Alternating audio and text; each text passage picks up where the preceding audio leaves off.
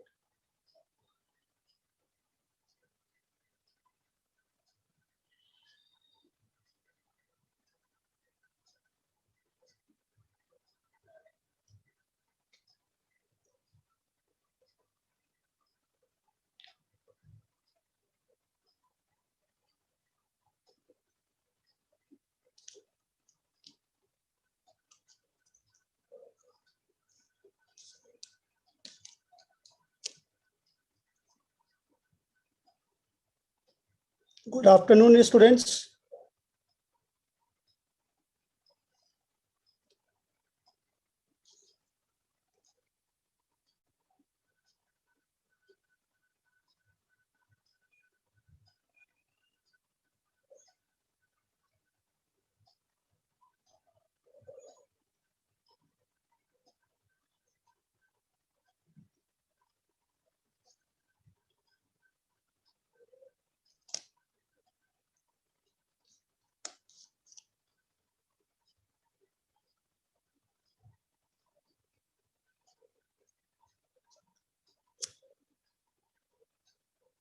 एक मिनट में class start करते हैं। अभी कुछ और हमारे स्टूडेंट्स और ऐड हो जाएंगे तो हम क्लास स्टार्ट कर देंगे।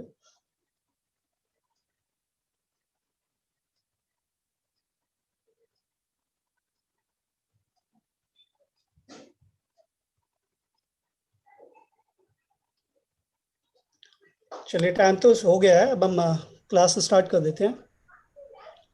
सभी स्टूडेंट्स एंड जो भी टीचर्स हमारे साथ जुड़े हुए हैं, सभी का वेलकम है ऑनलाइन क्लास में, जो डायरेक्टरेट ऑफ एजुकेशन की तरफ से चलाई जा रही है।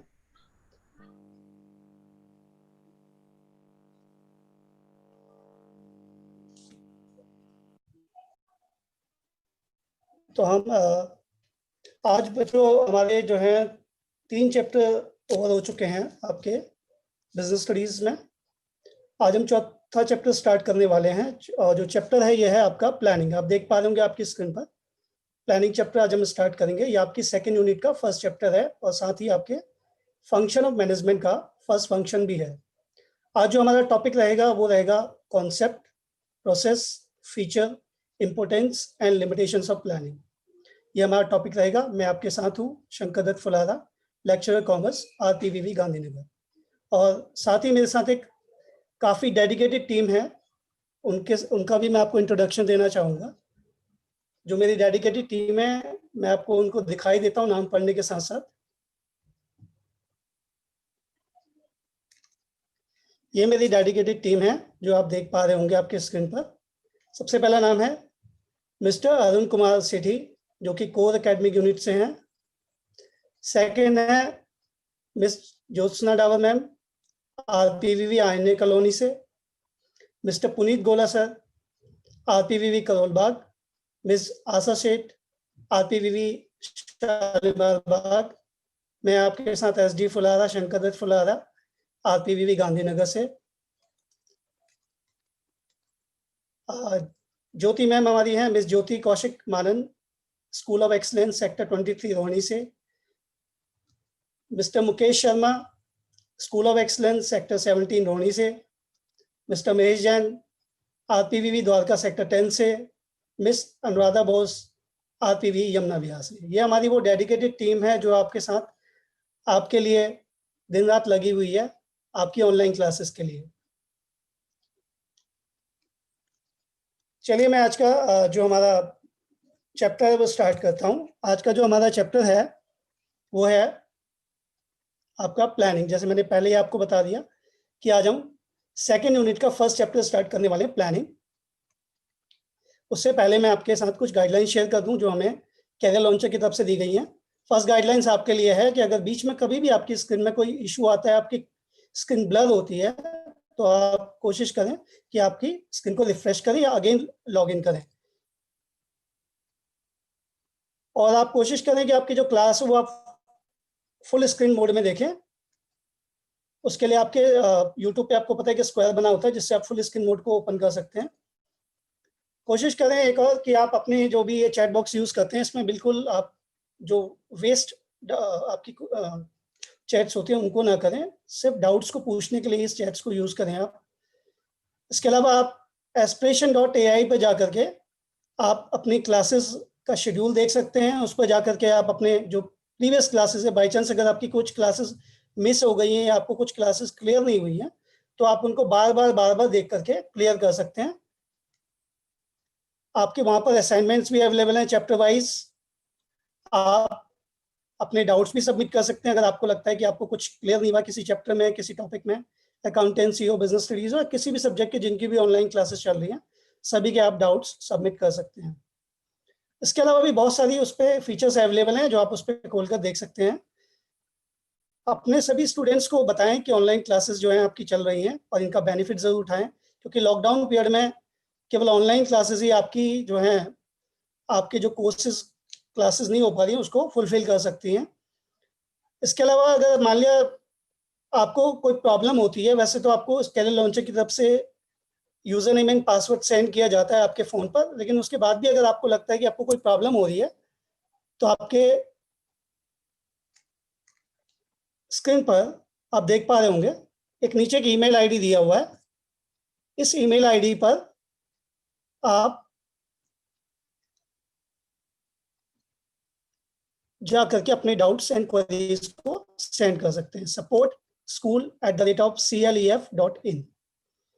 ठीक है, इसको आप यूज कर सकते हैं। चलिए आगे बढ़ते हैं। तो आज का हम चैप्टर स्टार्ट कर रहे हैं। आज का जो हमारा चैप्टर है आपको पता ही है, हम प्लानिंग चैप्टर स्टार्ट करने वाले हैं।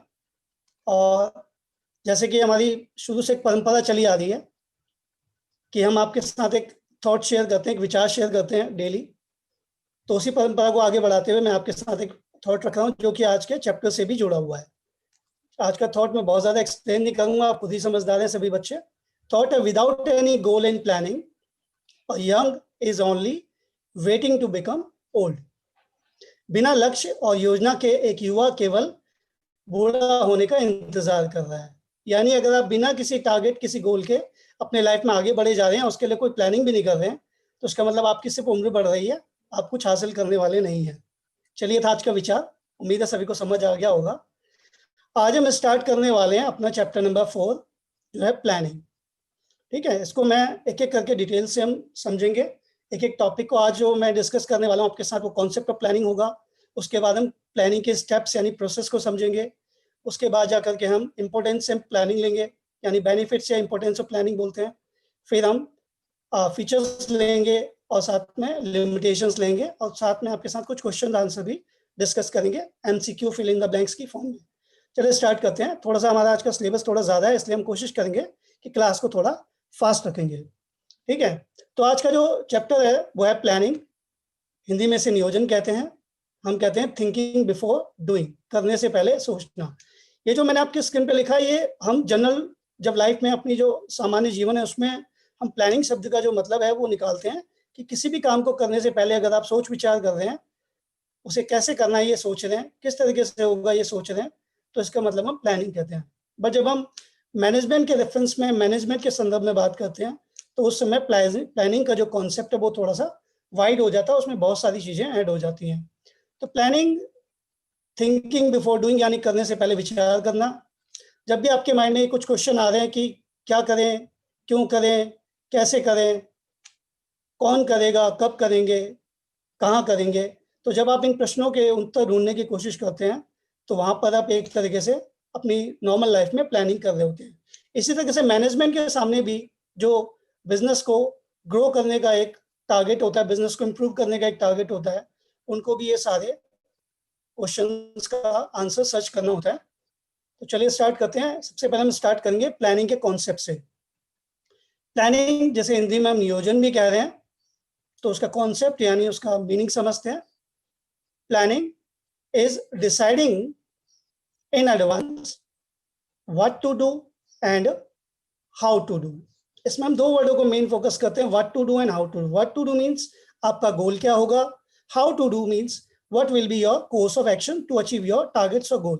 उस गोल या टारगेट्स को अचीव करने के लिए आपका कोर्स ऑफ एक्शन, कार्यविधि, कार्य प्रणाली क्या होगी। हिंदी में कहें तो नियोजन का अर्थ पहले से यह सुनिश्चित करना है कि भविष्य में क्या करना है तथा कैसे करना है। ध्यान देंगे, what to do and how to do, क्या करना है तथा कैसे करना है, ये हम प्लानिंग में एडवांस में डिसाइड कर लेते हैं। आगे बढ़ते हैं। It is the basic and primary managerial function. ये क्या है, मैनेजमेंट का बेसिक। बेसिक इसलिए कहा गया क्योंकि ये इसी से बाकी के फंक्शन स्टार्ट होते हैं। जब प्लानिंग होगी उसके बाद ही हम बाकी फंक्शनों के बारे में सोच सकते हैं। प्राइमरी तो आप समझते हैं, it is the first function of the management. यह प्रबंधन का एक आधारभूत और प्राथमिक कार्य है, यानी मैनेजमेंट का एक बेसिक एंड प्राइमरी फंक्शन है। तो दो बातें समझी हमने, what to do and how to do. First जो कॉन्सेप्ट में आपको लिखना है, दूसरा ये basic and primary function of management है। ये आपको दूसरी बात, जब आप कॉन्सेप्ट या मीनिंग आपसे पूछा जाएगा तो उसमें आप ये बात बताएंगे। Next, planning provides direction for all managerial decisions and actions. जितने भी आपके फंक्शंस होते हैं मैनेजमेंट के, उनको ये एक तरीके से डायरेक्शन देता है। जितने भी काम होने वाले हैं फ्यूचर में, उन सबको एक तरीके से डायरेक्शन प्रोवाइड करता है, क्योंकि पहले से आप अपना कोर्स ऑफ एक्शंस, कार्यविधि, कार्यप्रणाली तय कर लेते हैं, प्लान कर लेते हैं, और उसके हिसाब से ही आप आगे बढ़ते हैं। तो इसलिए ये आपको क्या कर रहा है, एक डायरेक्शन प्रोवाइड कर रहा है। तो नियोजन सभी प्रबंधकीय निर्णयों तथा कार्यों को क्या देता है, दिशा देता है। तो ये था हमारा। एक और बात, आगे बढ़ते हैं। Planning seeks to bridge the gap between where we are and where we want to go। Where we are means our current position and where we want to go is our target goals। तो planning क्या करता है, जब आप उसमें अपना course of action बीच में डाल देते हैं, अपना प्लान बीच में ऐड कर लेते हैं, तो वो आपके इस गैप को फिल कर देता है, आपको हेल्प करता है आपके टारगेट्स तक पहुंचने में आपकी करंट पोजीशन से। तो प्लानिंग सिक्स क्या करता है, bridge the gap that fills the gap between where we are and where we want to go. Hindi में कहें तो हम कहेंगे नियोजन हम कहाँ खड़े हैं तथा हमें कहाँ पहुंचना है, इन दोनों के बीच पुल का काम करता है, यानी आपका गैप को फिल करता है। ये चौथी बात हमने समझी प्लानिंग के बारे में। चलिए आगे बढ़ते हैं। नेक्स्ट है, इसको अगर मैं ब्रीफ में कहें तो हम कह सकते हैं planning thus involves setting objectives and developing appropriate courses of action. देखो इसमें दो वर्ड हाईलाइट किए, सेटिंग ऑब्जेक्टिव्स यानी what you want to achieve, what to do, setting objective. Second, how to do is developing appropriate courses of action, यानी setting objective what to do है and developing appropriate courses of action क्या है, how to do to achieve these objectives. अतः नियोजन से तात्पर्य उद्देश्यों का निर्धारण तथा इनकी प्राप्ति के लिए उचित कार्य प्रणाली को विकसित करने से है। इसके अलावा एक और इसके कंसेप्ट में बात कह सकते हैं, it is closely connected with creativity and innovations. If you want to become a successful manager, you must be creative and innovative. You must be creative and innovative. यह रचनात्मकता और नवीनता के साथ जुड़ा है, क्लोजली कनेक्टेड है, क्योंकि अगर आप एक सक्सेसफुल प्लान बनाना चाहते हैं तो you must be creative and have innovative ideas. तो यह रचनात्मकता और नवीनता को आपकी बढ़ा रहा है। तो ये हमने टोटल 6 बातें इसके बारे में पढ़ी हैं। चलिए अब हम स्टार्ट कर रहे हैं। आपकी टेस्टिंग को लर्न करने के लिए क्वेश्चन मैं आपके सामने रख रहा हूं, इसका आपको रिप्लाई करना है। क्वेश्चन है fill in the blanks, blanks को फिल करना है। Planning is deciding in advance dash and how to do. मैं आपके यूट्यूब चैट्स को पढ़ रहा हूं, क्विकली आप इसका आंसर देंगे कि इस ब्लैंक्स में क्या आना चाहिए। ध्यान से पढ़ेंगे स्क्रीन को, बताएंगे कि क्या आना चाहिए।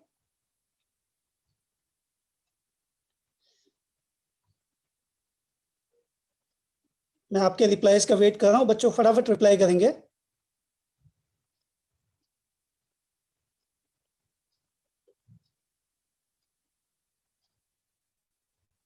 सबसे पहला आंसर आया सोनाक्षी गुप्ता का what to do, Sunita Goyal what to do, Ashish Kumar Khosla what to do, Sanjay Kumar Manish Bharti what to do. Very good बच्चों, इसका मतलब आप ध्यान से पढ़ रहे हैं कि पहला फंक्शन क्या हमारा, पहला क्या था, what to do. Very good very good, ज्यादातर बच्चों के सही आंसर आ रहे हैं। वेल डन, बहुत अच्छा कर रहे हैं बच्चों आप लोग, इसका मतलब आप ध्यान से सुन रहे हैं। चलिए तो क्या है इसका answer, what to do. Very good, next question पे आते हैं। इसका क्विकली आप आंसर देंगे, जल्दी से इसका आंसर भी देंगे। क्वेश्चन क्या है, planning seeks to dash the gap between where we are and where we want to go. बताएंगे इस ब्लैंक्स में क्या आना चाहिए। क्विकली मैं आपके रिप्लाई आंसर्स का वेट कर रहा हूं, जल्दी रिप्लाई करेंगे, क्योंकि आज हमारा जो टॉपिक है वो थोड़ा सा ज़्यादा है। हम कोशिश करेंगे थोड़ा फास्ट लेंगे, नहीं तो हो सकता है टाइम ओवर हो जाए। कोशिश करेंगे कि विद इन टाइम लिमिट हमारा कंप्लीट हो जाए टॉपिक। अभी रिप्लाई आने स्टार्ट नहीं हुए हैं, अभी पुराने आंसर चल रहे हैं। चलिए पहला आंसर आया है सोनिका गुप्ता का bridge, Zainab Khan bridge, Mohammad Adil Hussain bridge, bridging, Naseeruddin Soni करके हैं ये bridge, and Sunita Goyal bridge. Very good बच्चों, बहुत अच्छे आंसर, बहुत बढ़िया। आप इसका मतलब ध्यान से पढ़ रहे हैं, बहुत बढ़िया, वेल डन, बहुत अच्छा। चलिए देख लेते हैं क्विकली आंसर। इसका आंसर बिल्कुल सही बताया आप लोगों ने। इसके क्या आएगा, planning seeks to bridge the gap between where we are when where we want to go. Very good. चलिए क्वेश्चन और आपके सामने, आपके पास ये ऑप्शनल क्वेश्चन है, इसमें आपको बताना है फटाफट। तो क्वेश्चन है which of the following is not true for the planning. इनमें से कौन सा आपको लग रहा है कि प्लानिंग के लिए सही नहीं है। पहला है deciding in advance what to do and how to do, क्या ये सही नहीं है। It is the primary managerial function, क्या ये सही नहीं है। Bridge the gap between where we are and where we want to go, क्या ये सही नहीं है। It is the only function of the management, management का केवल एक ही फंक्शन है, क्या ये सही नहीं है। बताएंगे क्विकली कि इनमें से आपको कौन सा आंसर सही लग रहा है। मैं आपके आंसर्स का वेट कर रहा हूं।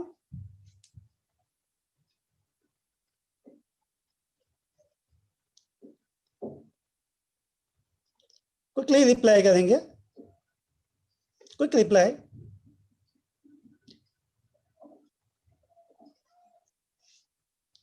Option D, Sunita Goyal option D, Zainab Khan option D, Mohit Kumar, ठीक है D, Ashish D, Manisha Arora D, very good very good. Mohammad Zahid true नहीं बेटा, ट्रू फॉल्स का तो क्वेश्चन ही नहीं है ये, डी डी। चलो बहुत अच्छा बच्चों, आपने बहुत बढ़िया समझ गए होंगे कि it is only the function of the management गलत है, क्योंकि इसके अलावा भी 4 फंक्शन मैनेजमेंट के और होते हैं। चलिए, इसका आंसर बिल्कुल सही डी ऑप्शन है। नेक्स्ट क्वेश्चन आते हैं, फॉलोइंग स्टेटमेंट इज ट्रू और फॉल्स। आपको बताना है कि ये स्टेटमेंट सही है या गलत है। तो स्टेटमेंट क्या है, planning is closely connected with creativity and innovation. Planning का जो संबंध है वो नवीनता और इनोवेशन से है। तो बताएंगे कि क्विकली इसका आंसर देंगे।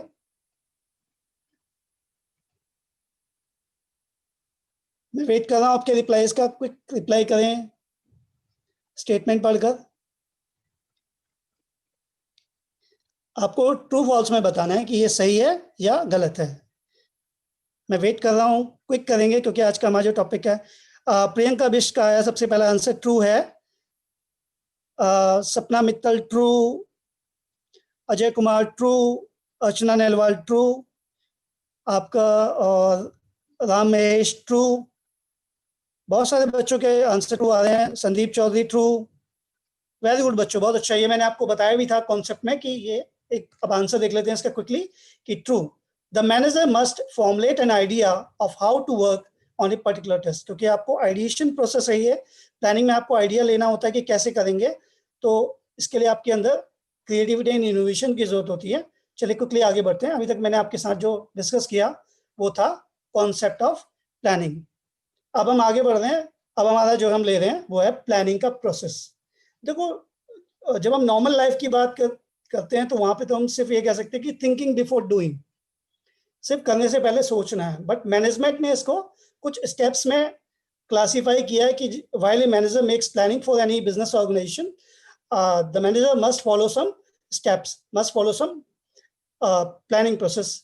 तो ये स्टेप्स आपको फॉलो करने हैं, जिनको फॉलो करके आप प्लान्स को फॉर्मुलेट करते हैं, तो फ्यूचर के लिए प्लानिंग करते हैं। देखते हैं क्या क्या हमारे स्टेप्स हैं। पहला है आपका, मैं आपको बता दूं टोटल 7 स्टेप्स है, जिसमें फर्स्ट है सेटिंग ऑब्जेक्टिव्स और गोल्स, यानी लक्ष्य उद्देश्य निर्धारित करना। यानी आप क्या पाना चाहते हैं, what do you want to achieve, ये आपको सबसे पहले तय करना होगा। हिंदी में कहेंगे तो कहेंगे उद्देश्य या लक्ष्य निर्धारित करना। Second is developing premises. आप सभी को पता है कि एक बिजनेस जो है वो अपने एक्सटर्नल एनवायरनमेंट से अफेक्टेड होता है। आपको बताया भी गया था बिजनेस एनवायरनमेंट वाले चैप्टर में कि 5 एलिमेंट्स होते हैं, जो 5 कंपोनेंट्स ऑफ बिजनेस एनवायरनमेंट हैं जो आपके बिजनेस को इन्फ्लुएंस करते हैं। तो उनको माइंड में रख करके आप फोरकास्टिंग करते हैं, पूर्वानुमान लगाते हैं, अजम्पशंस लेते हैं, कुछ अवधारणाएं बनाते हैं, जिसके बेसिस पर आप आगे प्लानिंग करते हैं। तो आपको कुछ आधार डेवलप करने होते हैं, हिंदी में कहेंगे आधार विकसित करना। तीसरा स्टेप है हमारा identifying alternative courses of actions.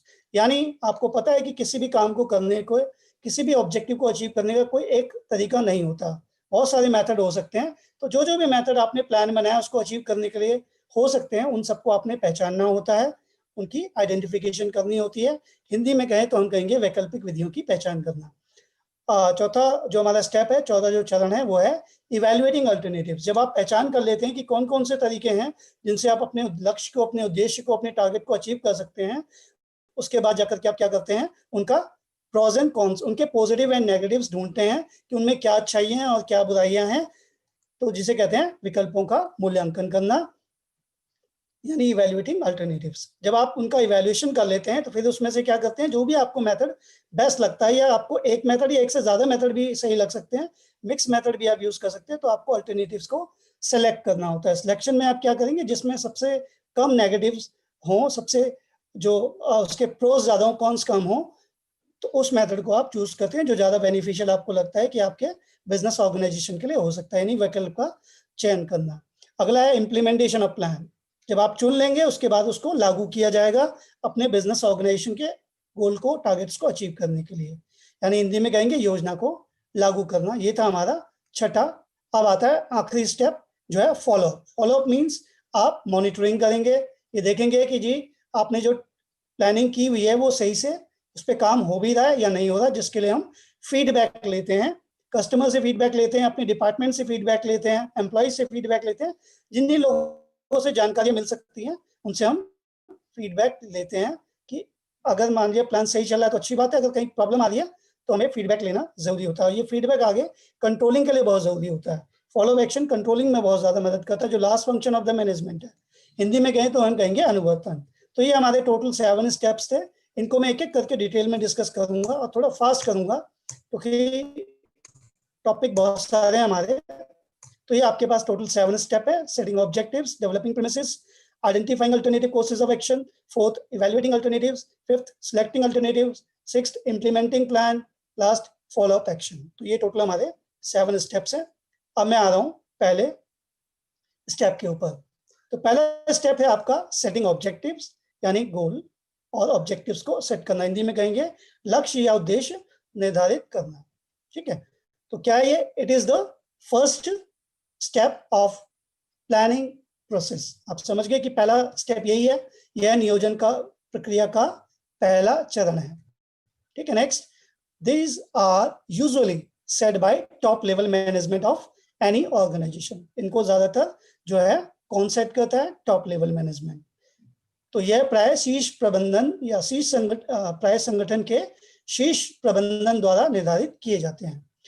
तीसरा है हमारा objectives may be set for the entire organisation and each department और unit within the organisation. तो क्या होता है कि उद्देश्य जो होते हैं वो पूरे संगठन के लिए और संगठन के भीतर प्रत्येक विभाग या इकाई के लिए निर्धारित किए जा सकते हैं। मतलब जरूरी नहीं है कि पूरे ऑर्गेनाइजेशन के लिए कोई टारगेट सेट करें, उसके खास यूनिट के लिए, खास डिपार्टमेंट के लिए भी टारगेट आप सेट कर सकते हैं। तो objectives are as guide for overall business planning. जो भी बिजनेस के प्लानिंग कर रहे हैं उसके लिए एज ए गाइड, यानी ये आपके लिए दिशा निर्देश देते हैं। तो देश संपूर्ण व्यावसायिक नियोजन के लिए क्या करते हैं? मार्गदर्शन का कार्य करते हैं, मार्गदर्शक का कार्य करते हैं। And different department of the organisation may have different objectives। तो हर एक डिपार्टमेंट के अलग अलग ऑब्जेक्टिव हो सकते हैं। जैसे आपको पता है कि आपका मार्केटिंग डिपार्टमेंट है, मान लिया आपकी बिजनेस ऑर्गेनाइजेशन के अंदर, तो वो अपने सेल्स से रिलेटेड टारगेट सेट करेगा। आपका अगर मान लिया एचआर डिपार्टमेंट है जहाँ पे ट्रेनिंग एंड रिक्रूटमेंट का काम होता है एम्प्लॉइज को, तो वो उसके हिसाब से टारगेट सेट करेंगे। फाइनेंस डिपार्टमेंट होगा तो फंड से रिलेटेड टारगेट सेट करेगा। तो अलग अलग डिपार्टमेंट के अलग अलग आपके ऑब्जेक्टिव्स हो सकते हैं। तो संगठन के विभिन्न विभागों के अपने उद्देश्य हो सकते हैं। ठीक है, तो चलो आगे बढ़ते हैं। तो ये एग्जांपल से मैंने समझाने की कोशिश की है आपको। एग्जांपल है कि CEO of A shampoo company है जिसने अपना टारगेट रखा हुआ है, अपना गोल रखा हुआ है कि वो करंट ईयर में अपनी सेल्स को 20% इंक्रीज करेंगे। तो ये इन्होंने पहला स्टेप में आ गए, कंपनी शैम्पू कंपनी, तो उन्होंने अपना टारगेट रख लिया कि 20% हम अपनी सेल्स को बढ़ाएंगे।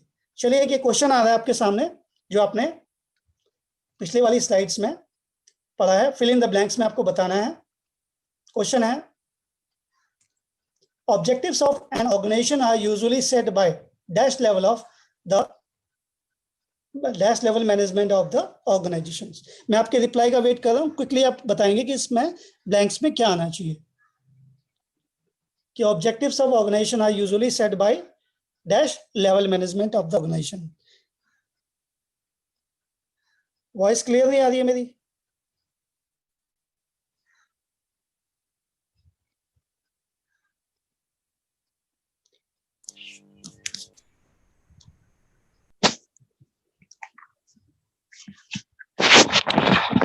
वॉइस क्लियर है।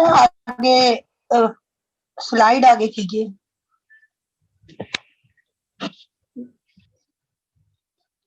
बच्चों के आंसर आने शुरू हो गए, बढ़िया आंसर आ रहे हैं बिल्कुल। बहुत सारे बच्चों ने रिप्लाई कर दिया और ये बहुत तेजी से भाग गया है। तो आंसर्स आए हैं आपके, खुशी जैन का टॉप, मनीष भारती टॉप, आपका Badal Kumar top top top. ज़्यादातर बच्चों ने बिल्कुल बहुत बढ़िया आंसर दिए हैं कि ये कॉन्सेप्ट करता है ज़्यादातर जो गोल्स एंड आपके जो ऑब्जेक्टिव्स होते हैं top level management. Very good बच्चों, सभी बच्चों के आंसर बहुत बढ़िया आंसर दिए हैं आप सभी ने। Top level management, very good very good. चलिए आंसर देख लेते हैं, टॉप लेवल मैनेजमेंट। चलिए अब आगे बढ़ते हैं। आगे हमारा जो सेकंड आपका जो स्टेप ऑफ प्लानिंग प्रोसेस है, दैट इज डेवलपिंग प्रीमिसेस, यानी हिंदी में कहेंगे तो हम कहेंगे आधार विकसित करना। तो क्या है ये? Premises are assumptions made about the future, means the business organization set some assumptions, some basics which will help in achieving your goals।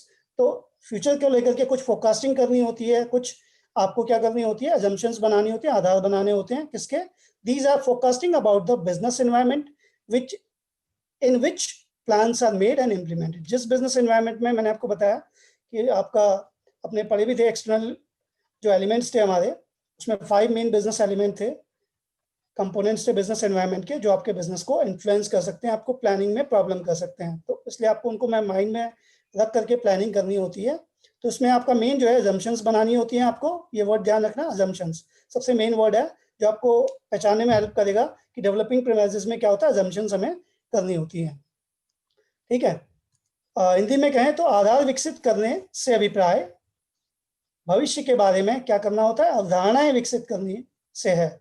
ये उस व्यापारिक वातावरण के बारे में पूर्वानुमान है जिसमें योजनाएं बनाई जाती हैं और कार्यान्वित की जाती है। यानी आप क्या कर रहे हैं, इसमें अजम्पशंस डेवलप कर रहे हैं फ्यूचर को लेकर के, जो आपके बिजनेस एनवायरनमेंट को इन्फ्लुएंस कर सकता है, आपके बिजनेस के जो भी प्लानिंग है उसको इन्फ्लुएंस कर सकता है, उसको प्रभावित कर सकता है।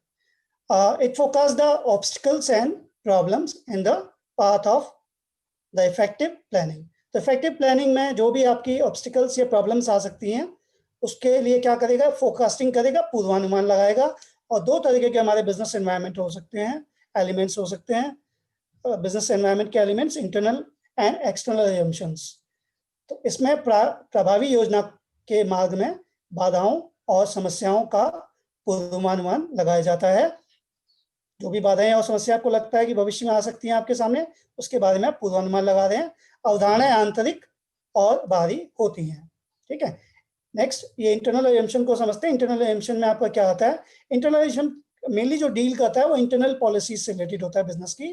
तो deals with the management policies like credit sale policy. Credit sale policy जैसे मान लिया आपकी कंपनी की सेल्स पॉलिसी है कि वो 15 दिन से ज्यादा के लिए उधार नहीं देती, तो अगर कंपनी सेल्स बढ़ाना चाहती है तो कंपनी को इस पॉलिसी को हो सकता है कि चेंज करना पड़े, ज़्यादा टाइम के लिए सेल क्रेडिट में सेल करनी पड़े, ताकि ज़्यादा कस्टमर्स बने, ज़्यादा लोग गुड्स को लें।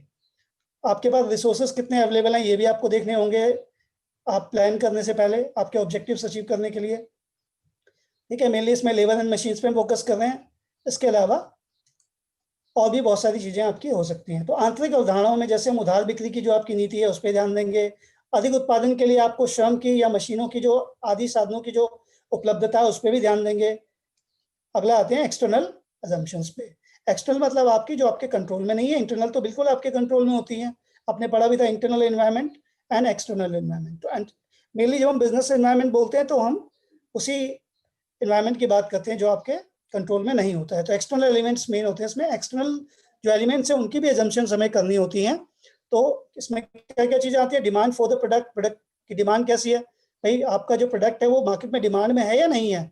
कि आप प्लान बना रहे 20% सेल्स को इंक्रीज करने का, पता लगा मार्केट में आपका प्रोडक्ट पॉपुलर ही नहीं हो रहा है, लोग उसको ज्यादा पसंद ही नहीं कर रहे हैं, and new entry and same with the same product, अगर कोई नई कंपनी ऐसी आपको लग रही है जो मार्केट में एंटर करने की कोशिश कर रही है, शैम्पू जैसे मैंने शैम्पू का एग्जांपल लिया था, तो शैम्पू प्रोडक्ट के साथ ही कोई नई कंपनी आपके लो एंटर होने वाली है। गवर्नमेंट की कोई पॉलिसी में चेंज हो रहा है, जैसे जीएसटी आ गया था, या इस तरह की कोई लीगल चेंजेस आ रहे हैं, या गवर्नमेंट के डिसीजन में कोई चेंजेस आ रहे हैं बिजनेस को लेकर के, वो भी आपको इन्फ्लुएंस कर सकते हैं। टैक्स का रेट क्या है बजट में, आने वाले बजट में अगर आपको लगता है कि बजट आने वाला है उसमें गवर्नमेंट आपके जो है टैक्सेस के रेट्स इंक्रीज करेगी या डिक्रीज करेगी, ये सब चीजें आपके बिजनेस के जो भी प्लानिंग है उसको इन्फ्लुएंस कर सकती है, आपके टारगेट्स को अचीव करने में ऑब्स्टिकल्स क्रिएट कर सकती है, प्रॉब्लम क्रिएट कर सकती है। तो इन सबको आपको एस्टिमेट करना होता है। हिंदी में कहेंगे बाहरी अवधारणाएं, जैसे इसमें क्या क्या ले रहे थे हम, उत्पादन की मांग आपकी कैसी है, आप जो आप उत्पाद कर रहे हैं उसकी मांग कैसी है, आपके जैसे ही जो सेम प्रोडक्ट वाले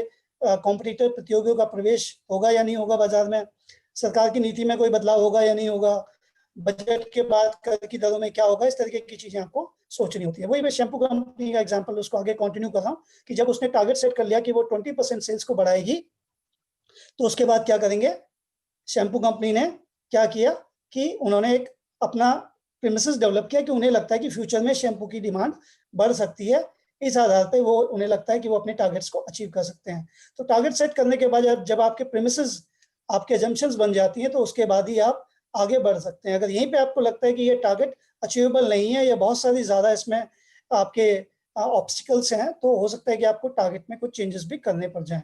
टारगेट हमेशा ध्यान रखना होता है कि अचीवेबल होना चाहिए जो आप हासिल कर सकें। चलो अब अपने ये मैंने आपके साथ डिस्कस किया, इसके ऊपर एक ट्रू फॉल्स का क्वेश्चन ले रहे हैं क्विकली। तो क्वेश्चन है planning premises are assumptions made about the past and present. आपको बताना है ट्रू है या फॉल्स है और रीजन भी देना है कि क्यों ट्रू है या क्यों फॉल्स है। जल्दी बताएंगे आप कि ये ट्रू लग रहा है या आपको फॉल्स लग रहा है। कि planning premises are assumptions made about past and present, जो हम अवधारणाएं बना रहे हैं वो पास्ट के लिए बनाते हैं यानी भूतकाल के लिए या वर्तमान के लिए। मैं आपके आंसर का वेट कर रहा हूं, क्विकली रिप्लाई करेंगे।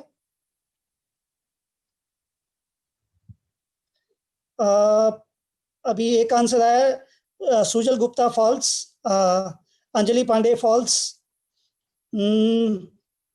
जैनब फॉल्स, खुशी जैन फॉल्स, संयम जैन ट्रू भी बोले कुछ बच्चे। आपको ट्रू लग रहा है? ये बेटा गलत आंसर है, ट्रू तो बिल्कुल गलत लग रहा है मुझे भी। तो फॉल्स फॉल्स फॉल्स, मैक्सिमम बच्चे फॉल्स फॉल्स ही दे रहे हैं। बहुत बढ़िया बच्चों, बहुत बढ़िया, वेल डन, बहुत अच्छी बात है। तो सभी बच्चे मैक्सिमम रिप्लाई कर रहे हैं। आपको मैंने अभी बताया भी था कि आप जो प्रीमिसेस हैं, जो assumptions हैं, जो फोरकास्टिंग कर रहे हैं, जो पूर्वानुमान लगा रहे हैं, पूर्वानुमान या assumptions हमेशा भविष्य में की जाती है, क्योंकि प्लानिंग का कॉन्सेप्ट ही लुकिंग फॉरवर्ड का कॉन्सेप्ट है, आगे की ओर देखने का कॉन्सेप्ट है। लेकिन इसमें हम पास्ट एंड को ध्यान में रख करके प्लानिंग करते हैं। तो इट इज आंसर क्या होना चाहिए इसका? बिल्कुल false. Premises are assumptions made about the future, ये मैंने आपको स्टेटमेंट में भी बताया था। चलिए आगे बढ़ते हैं।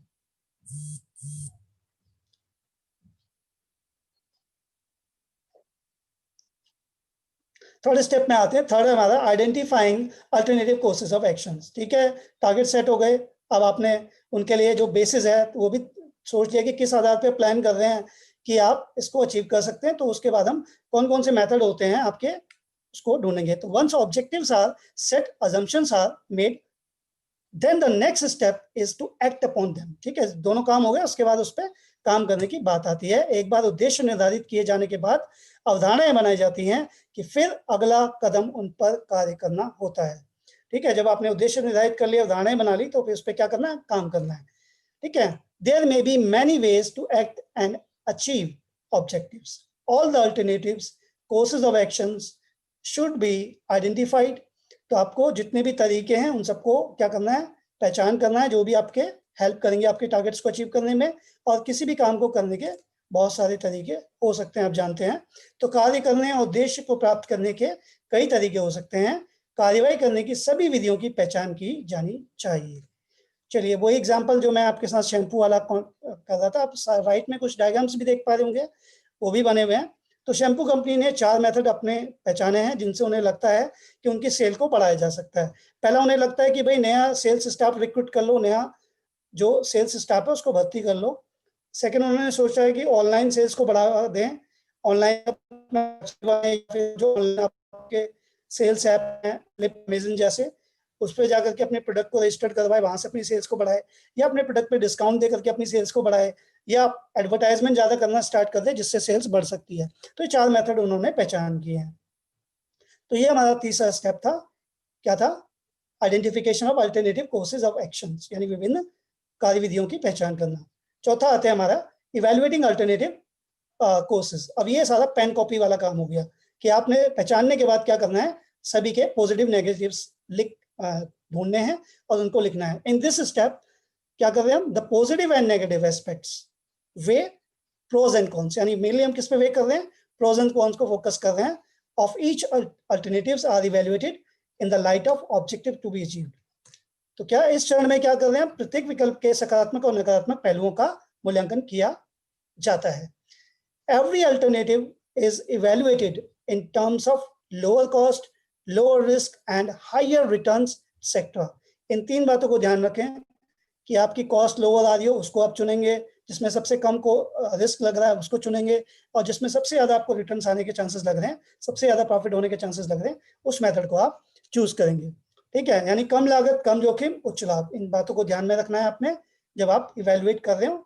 ठीक है, तो alternatives are evaluated in the light of the feasibility and consequences. Feasibility and consequences का ध्यान रखना है। ये भी देखना है कि वो व्यवहारिक है भी या नहीं है।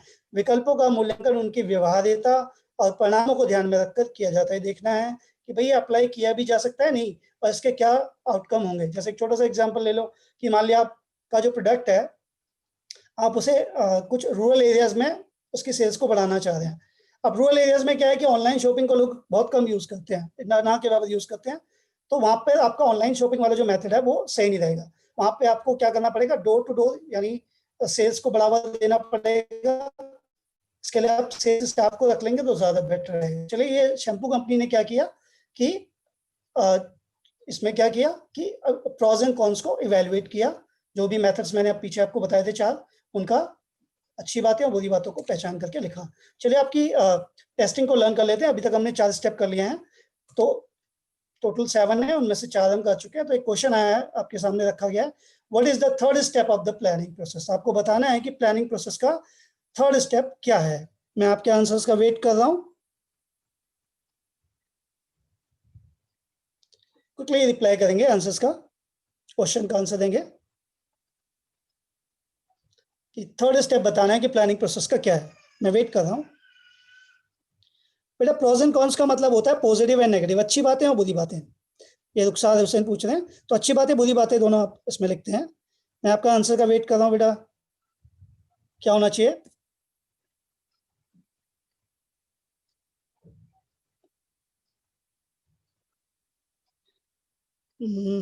वॉइस क्लियर नहीं आ रही है बेटा, एक बार अपनी उसको देख लें, नेटवर्क इशू हो सकता है। थर्ड स्टेप आइडेंटिफाई, आइडेंटिफाई लिख दें बेटा, थोड़ा बड़ा लिखना है। चलो, बहुत सारे बच्चों ने आंसर देना स्टार्ट कर दिए। ये आपका आंसर आया, दीपा रावत, आइडेंटिफाई अल्टरनेटिव्स, सुजल गुप्ता, टीना चौहान, खुशी जैन, ठीक है, अंजलि पांडे, आपका तीशा मनराल। बहुत सारे बच्चों के आंसर है, बिल्कुल वेरी गुड बच्चों, बहुत अच्छा रिप्लाई आप कर रहे हैं। सबके आंसर लगभग सही आ रहे हैं, बिल्कुल। थर्ड स्टेप क्या बताया था मैंने आपको? Identification of alternative courses of action, यानी वैकल्पिक विधियों की पहचान करना है। चलो आगे बढ़ते हैं क्विकली, क्योंकि आज हमारा जो टॉपिक है, अभी हम 4 स्टेप पे पहुंचे और घड़ी बहुत तेजी से जा रही है। फर्स्ट लेते थोड़ा सा क्या लिखेंगे। तो फिफ्थ स्टेप पे आते हैं, सिलेक्टिंग अल्टरनेटिव एन अल्टरनेटिव, विकल्प का चयन करना है। यानी आप जब सबका इवैल्यूएशन कर लेंगे, उसके प्रोज एंड कॉन्स यानी पॉजिटिव नेगेटिव, जो भी उसमें अच्छाइयां हैं मेथड में, जो भी बुराइयां हैं, उन सबको लिखने के बाद आप क्या करेंगे, उनमें से कौन सा मेथड चूज करेंगे जो आपको सबसे बेस्ट लगेगा, कि ये वाला मेथड सबसे बेस्ट है, इसको चूज करेंगे। उसमें आप क्या ध्यान रखेंगे, this is the real point of decision making. यहाँ पे आप क्या कर रहे हैं, डिसीजन ले रहे हैं, निर्णय ले रहे हैं। तो यह चरण वास्तव में निर्णय लेने का चरण है। यहाँ पे आपको डिसीजन लेना है कि भाई कौन सा मेथड आप चूज करने जा रहे हैं।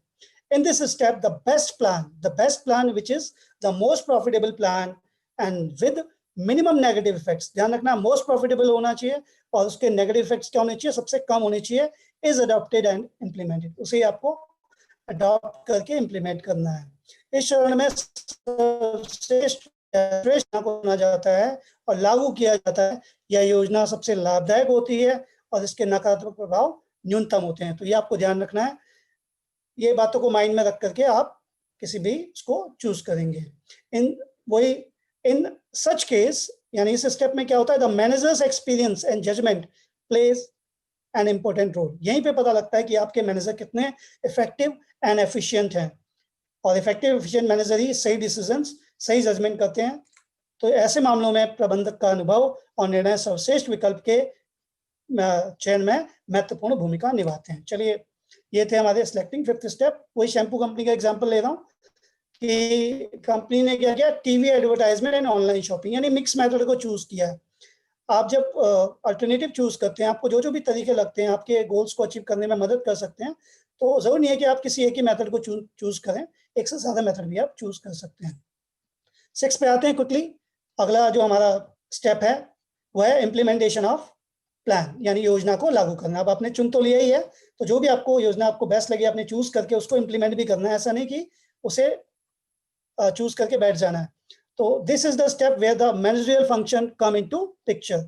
यहाँ पे वास्तविक रूप में आपके सामने आता है मैनेजमेंट का जो प्लान है कि क्या करना है। तो यह वह चरण है जहां अन्य प्रबंधकीय कार्य वास्तविक रूप में आते हैं। तो आपके पास वास्तविक रूप में आ गए, एक पिक्चर के फॉर्म में यहाँ पे अवेलेबल हो गए।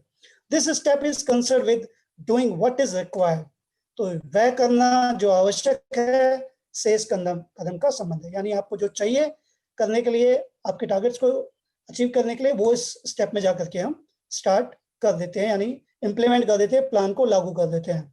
इन this step managers communicate the plans to employees clearly. तो जो टॉप लेवल मैनेजमेंट है, वो मिडिल मैनेजमेंट एंड जो आपका ऑपरेशनल या लोअर लेवल मैनेजमेंट है, उसके साथ क्लियरली अपने प्लान्स को डिस्कस करते हैं और बताते हैं कि हमारा ये टारगेट्स है और ऐसे ऐसे हमने इसे अचीव करना है. तो इस चरण में योजनाओं को कार्रवाई में बदलने के लिए प्रबंधक योजना को स्पष्ट रूप से कर्मचारियों को समझाते हैं.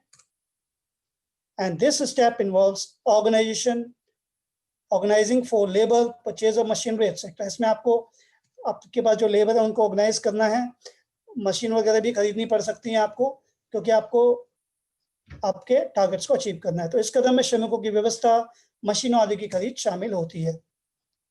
एग्जाम्पल वही शैम्पू कंपनी का, कंपनी ने क्या कर दिया, स्टार्ट कर दिया अपनी टीवी एडवर्टाइजमेंट और अपने प्रोडक्ट को ऑनलाइन जो शॉपिंग पोर्टल्स हैं, फ्लिपकार्ट, अमेजन आदि पर क्या कर दिया, अपने को रजिस्टर्ड करवा लिया ताकि उनकी सेल्स बढ़ सके. लास्ट स्टेप में आते हैं क्विकली फॉलो अप एक्शंस. इसमें आपको क्या करना है, एक्शन को फॉलो करना है. मेन ये आपका मॉनिटरिंग का स्टेप होता है जो आपके कंट्रोलिंग में भी बहुत ज्यादा हेल्प करता है. जो last function of the management है उसके लिए भी बहुत इंपॉर्टेंट है ये फॉलो अप एक्शन. ऐसा ना हो कि आप प्लान अप्लाई करके इंप्लीमेंट करके भूल जाएं उसे, उसको टाइम टू टाइम फॉलो भी करना होता है. तो monitoring is the plan constantly and regular interval. तो रेगुलर इंटरवल्स पे देखते भी रहना है, फीडबैक भी लेते रहना है कि भाई ठीक चल रहा है नहीं चल रहा है, ठीक है. एंड इसको क्या बोलते हैं, इज कॉल्ड फॉलो. हिंदी में कहेंगे योजना की लगातार निगरानी करना और नियमित अंतराल पर प्रतिक्रिया लेना अनुवर्तन कहलाता है. Monitoring of plans is very important to ensure that the plans are being implemented according to the schedule. जो आपने शेड्यूल बनाया, शेड्यूल है आपका, उसके अकॉर्डिंग आपके प्लान्स प्रॉपर्ली इंप्लीमेंट हो रहे हैं या नहीं, वो आपको इसमें ध्यान रखना है. तो योजनाओं की निगरानी यह सुनिश्चित करने के लिए बहुत महत्वपूर्ण है कि कार्यक्रम निश्चित समय के अनुसार क्रियान्वित किए जा रहे हैं या नहीं. चलिए, तो ये आपको मेन इसमें जो मेन जो की वर्ड है फॉलोअप में वो है मॉनिटरिंग ऑफ द प्लान, कि आपको प्लान को मॉनिटरिंग करनी है टाइम टू टाइम, अपने स्टाफ से, आपके जो स्टोर्स हैं जहां आपका प्रोडक्ट बिकता है उनसे, कस्टमर से फीडबैक लेना होता है प्रोडक्ट को लेकर के, क्योंकि अगर आप टाइम टू टाइम फीडबैक नहीं लेंगे तो पता लगा कि आप अपने ऑब्जेक्टिव्स को अचीव ही नहीं कर पाए. तो ये थे हमारे टोटल 7 स्टेप्स. आपके सामने एक एक्रोनिम या एमोनिमिक्स है जो आपको हेल्प कर सकता है इस प्लानिंग के स्टेप्स को याद करने के लिए. तो एक छोटा सा एमोनिमिक्स है, एक्रोनिम है बहुत छोटा सा, S dies if. S dies if, यहाँ पे एस का मीनिंग है setting objectives, D stands for developing, I for identify alternative courses of action, E for evaluating alternatives, S selecting an alternative, I implementation of the alternative, a plan, and last follow up actions. तो ये आपके लिए बहुत helpful होगा. इसको कहीं पे आप लिख जरूर लेना, मैं आपको वीडियो में इसको आप दोबारा इसमें देख पाएंगे, लेकिन इसको याद करने के लिए बहुत ईजी है. क्या है, एस डाइज इफ. चलिए आगे बढ़ते हैं. अब आपकी लर्निंग को टेस्ट कर लेते हैं कि आपने क्या सीखा. क्वेश्चन है, a manager is required to make certain assumptions about the future, which may be in the form of forecast. This step in planning process is known as. आपको बताना है कि क्या कर रहे हैं, मैनेजर ने क्या किया, कुछ assumptions डेवलप की फ्यूचर के लेकर के, है ना, उनके बारे में कुछ फोरकास्ट किया, पूर्वानुमान लगाया. तो ये प्लानिंग का कौन सा स्टेप है या किस नाम से प्लानिंग स्टेप को हम जानते हैं. पहला है सेटिंग ऑफ ऑब्जेक्टिव्स, सेकंड है identifying alternative courses of actions, third है follow up action, fourth है developing premises. आपको बताना है कि ये कौन सा वाला आपका ऑप्शन है. मैं आपके आंसर का वेट कर रहा हूं. क्विक, मानसी यादव ने दिया है C, Sujal D, Sujal D, Archana Narwal D, Anjali Pandey D, Mansi Yadav C, Amit Kumar D, Avni Jain D, B. कौन सा है, अच्छा चलो बच्चों, मैक्सिमम स्टूडेंट के आंसर ठीक आ रहे हैं। एक बार चेक कर लेते हैं कि क्या इसका डेवलपिंग प्रीमिसेस। चलो बच्चे लिख भी रहे हैं। मोहम्मद अलमान ने लिखा डेवलपिंग प्रीमिसेस, वेरी गुड। इसमें देखो आपको कीवर्ड्स को आइडेंटिफाई करना है। एक बार इसमें क्या लिखा है, manager is required to make certain assumptions. Assumptions का मैंने बताया भी था, अजम्पशन किससे जुड़ा हुआ था, डेवलपिंग प्रीमिसेस। तो इसका सही आंसर क्या होगा, डेवलपिंग प्रीमिसेस। चलो नेक्स्ट क्वेश्चन लेते हैं, फिल इन द ब्लैंक्स का। is the step of the planning process where other managerial functions goes into pictures. Number 1, evaluating alternative courses of action. Number 2, selecting alternatives. Number 3, implementation of the plan. Number 4, follow-up actions. Dash is the step of the planning process where other managerial functions goes into pictures. इसमें आपके सामने pictures की form में आते हैं। चलिए मैं wait कर रहा हूं आपके रिप्लाई का।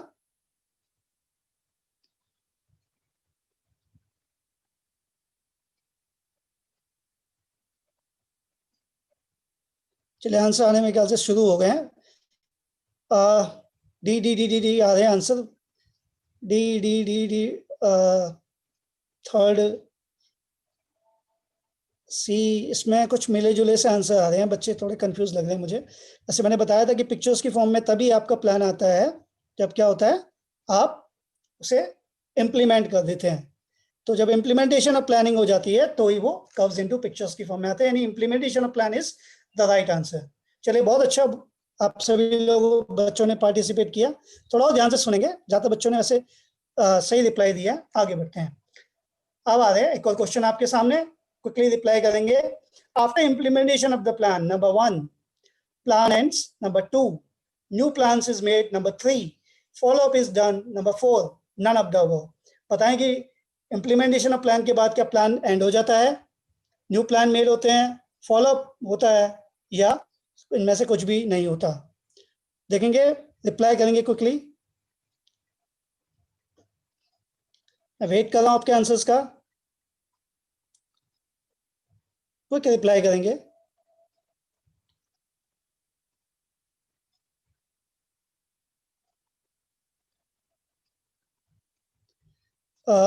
मुझे लगता है आंसर आने शुरू हो गए हैं। ये आपके शेफाली यहाँ से शुरू हुए हैं। अंजलि सिंह सी, ट्रिपल सी लिखा है। चलो क्वेश्चन नंबर 2 का दिया है तो अभी आंसर मुझे लग रहा है। 3 के भी आंसर आने शुरू हुए हैं। चलिए 3 के आने शुरू हो गए हैं। आशीष कुमार सी, अभिजीत कुमार सी, प्रियंका बिस्ट सी, प्रियांशी तिवारी फॉलोअप। चलिए ये बच्चे लगभग ऑलमोस्ट सही आंसर दे रहे हैं मुझे लग रहा है। पंकज कुमार सी, पुष्पा सिंह सी, वेरी गुड बच्चों, बहुत अच्छा, बढ़िया। आपने ध्यान से सुना क्योंकि आपको पता है कि implementation of plan second last step था, तो लास्ट स्टेप क्या था हमारा, फॉलो अप। ठीक है, नेक्स्ट क्वेश्चन एक और आ रहा है आपके सामने। Identify the step involve in planning process from the following statement. Statement को बड़े ध्यान से सुनना कि क्या ये स्टेटमेंट कह रहा है, उसके बेसिस पे आपको बताना है कि ये कौन सा वाला स्टेप है। इसमें आपके ऑप्शन नहीं है, आपको आंसर देना है कि ये जो स्टेटमेंट लिखा है ये किस प्लानिंग स्टेप को रिप्रेजेंट कर रहा है, किस प्लानिंग स्टेप्स को बता रहा है। देखेंगे आपका पॉइंट है, ये है certain assumptions are made about the future events. बताएंगे ये कि ये कौन सा आपका प्लानिंग का स्टेप है। इसका नेम बताना है, आपने नेम लिख करके बताना है। ABCD में इसका आंसर नहीं होगा, नेम बताएंगे मुझे।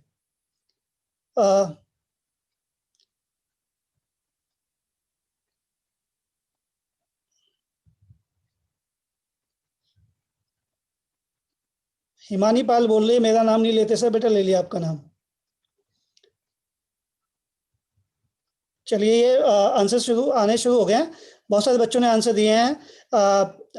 सुनैना कार्की है, डेवलपिंग प्रीमिसेस। आदर्श साहू कौर, क्या आंसर बेटा, 5th क्या है। अभिषेक पांडे सी दिया है। सी बेटा ABCD पुराने आंसर चल रहे हैं अभी लग रहा है मुझे।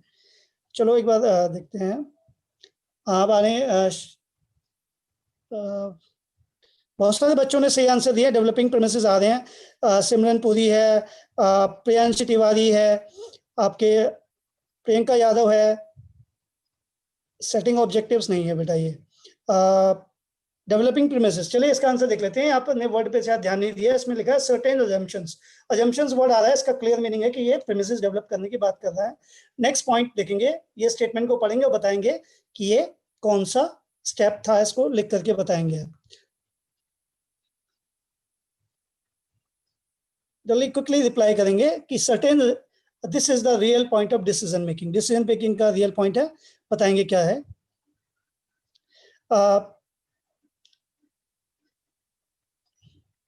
वेट कर रहा हूं बेटा आप लोगों का आंसर्स का।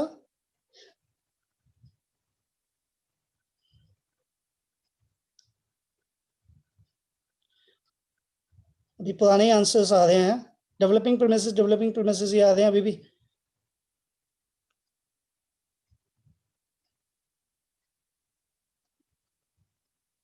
बेटा आंसर देंगे तभी आपके नाम लूंगा मैं। बहुत सारे बच्चे ये लिख रहे हैं आंसर्स की जगह कि मेरा नाम भी लो।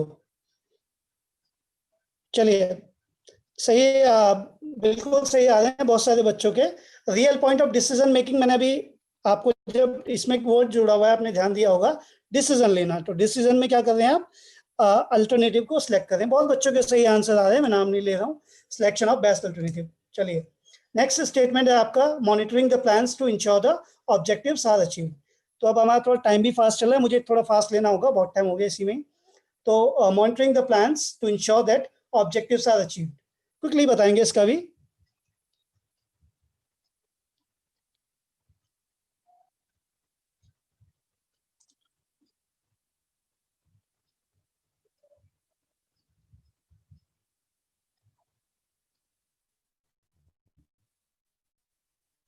वेट कर रहा हूँ जो आप लोगों के आंसर्स का। ये सी का बताना है आपको कि किस स्टेप से ये रिलेटेड है। चलिए बहुत सारे बच्चों ने मॉनिटरिंग को फॉलो बता रहे हैं, बहुत बढ़िया बहुत बढ़िया, बहुत अच्छे रिप्लाई दे रहे हैं बच्चे, बहुत बढ़िया रिप्लाई आ रहे हैं। ये आपके बहुत तेजी से भाग रहा है, रोकना मुश्किल हो रहा है मेरे लिए। सोनू श्रीवास, पायल तोमर, रिया पटेल, सुनील सॉरी अभय गुप्ता, अबू फजल, बहुत सारे बच्चों के बिल्कुल सही आंसर है बेटा। आपने देखा होगा मॉनिटरिंग का जो कंसर्न था, लेशन था, वो किससे था, फॉलो अप एक्शन से। Very good. चलिए आगे बढ़ते हैं क्विकली। अब आपको ये फटाफट एक क्वेश्चन आ रहा है आपके सामने, आपको मैच करके बताना है कि कौन सा वाला किससे मैच होता है। उसके बाद आप ए बी सी डी में से मुझे आंसर बताएंगे ए बी सी और डी में से कौन सा वाला आपका आंसर सही है।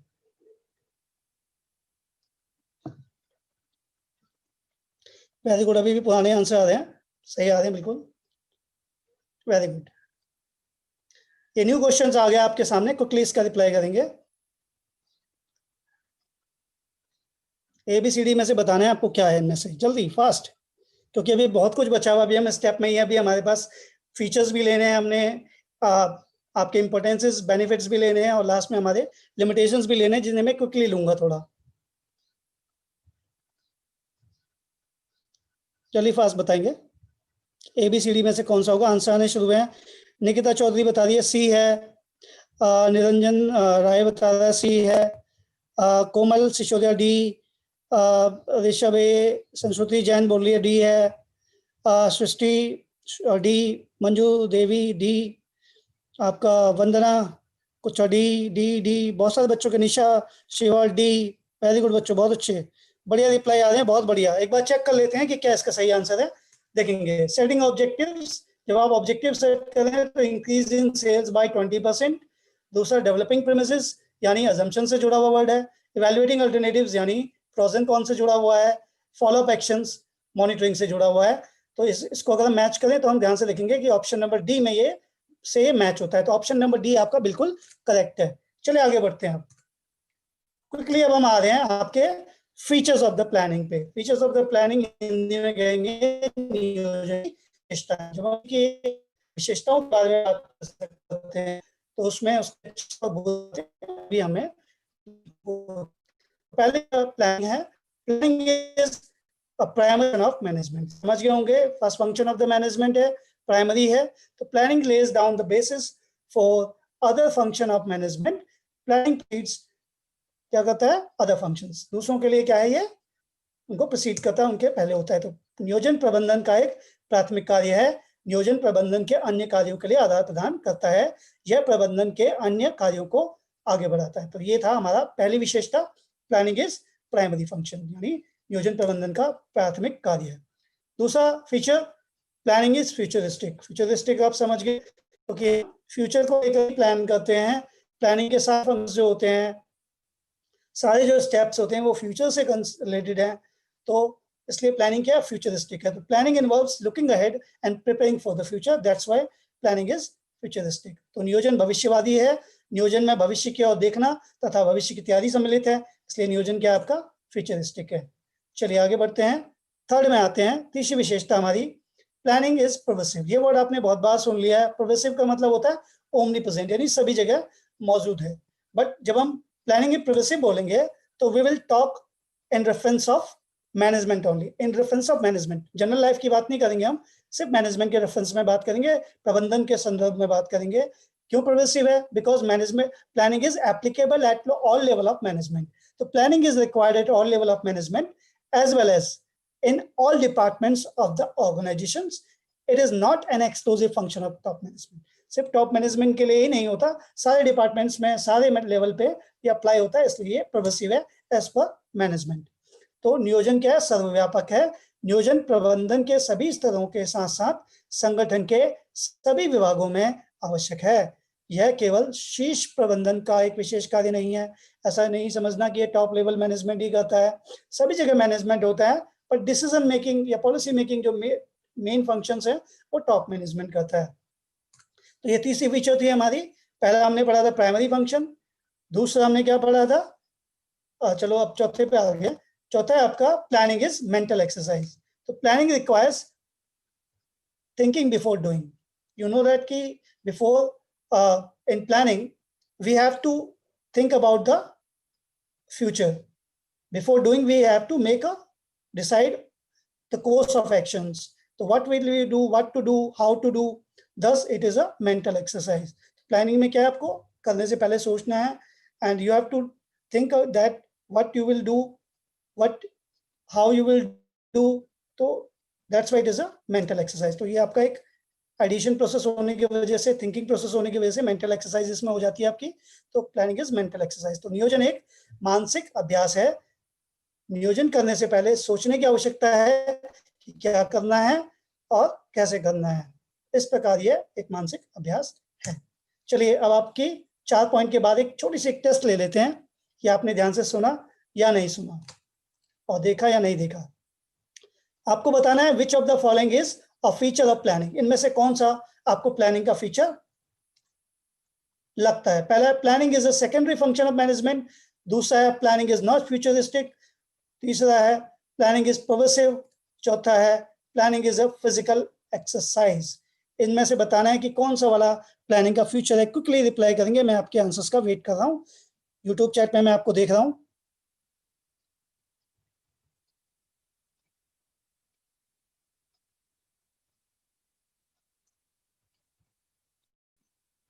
क्विक रिप्लाई करेंगे इसका, क्योंकि हमारा जो टॉपिक अभी और भी है इसके बाद, और टाइम हमें कोशिश करेंगे कि विद इन टाइम लिमिट हमारा कंप्लीट हो जाए। चलिए आंसर आने शुरू हो गए हैं। बहुत बढ़िया, बहुत बढ़िया। आपका जैनब खान बोलिए सी है, अमित कुमार सी, पूनिया मलिक सी, आपका राजू कनौजिया सी, सोहन सिंह मत्तू सी, मानसी यादव सी, इशिका कौशिक सी। वेरी गुड, वेरी गुड, बहुत अच्छे, बहुत अच्छे बच्चों, बहुत बढ़िया आंसर्स आ रहे हैं आपके। पंकज कुमार, बहुत बढ़िया, बहुत बढ़िया आंसर। चलिए देख लेते हैं। बिल्कुल सही कहा आपने, प्लानिंग इज अ प्रोग्रेसिव, क्योंकि पहले बाकी जो 3 पॉइंट है ए, बी एंड डी, उनमें कोई सा भी प्लानिंग का फीचर नहीं है। चलिए नेक्स्ट क्वेश्चन आ रहा है आपके सामने। फिल इन द ब्लैंक्स है, आपको ब्लैंक्स को फिल करना है। Planning is dash function of management. आपको बताना है कि इस ब्लैंक्स में क्या आना चाहिए। Planning is dash is the dash function of the management. बताएंगे क्विकली, मैं आपके आंसर का वेट कर रहा हूं, फास्ट।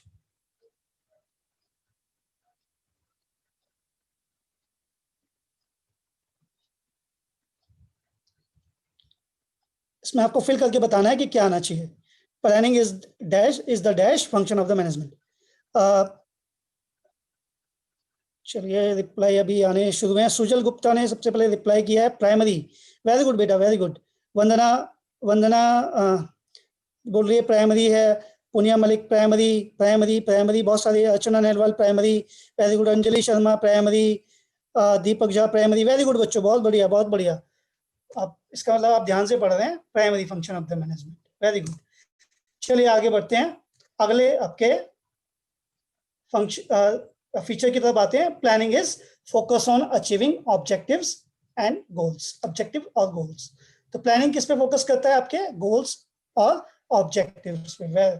तो planning has no meaning unless it contribute to the achievement of predetermined organisational goal और ऑब्जेक्टिव। आपको पता है कि प्लानिंग एक थिंकिंग प्रोसेस है जिसमें आपको पहला स्टेप जो होता है वो क्या होता है?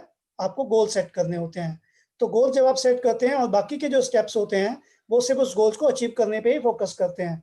तो इसका मतलब प्लानिंग क्या है? आपका एक फीचर है प्लानिंग का कि प्लानिंग फोकस कर रहा है किस पे? ऑन अचीविंग गोल्स और ऑब्जेक्टिव्स। हिंदी में कहेंगे नियोजन उद्देश्यों को प्राप्त करने पर केंद्रित होता है।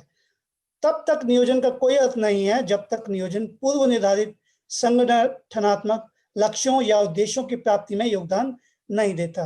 यानी अगर आप जो गोल सेट करते हैं उसके लिए अगर कोई प्लानिंग का कोई उसमें रोल नहीं है तो इसका मतलब फिर प्लानिंग आपकी बेकार हो जाएगी। तो मेनली प्लानिंग किस पे फोकस कर रही है? आपके ऑब्जेक्टिव्स एंड गोल पे, यानी लक्ष्यों और लक्ष्यों को प्राप्त करने पे केंद्रित होती है।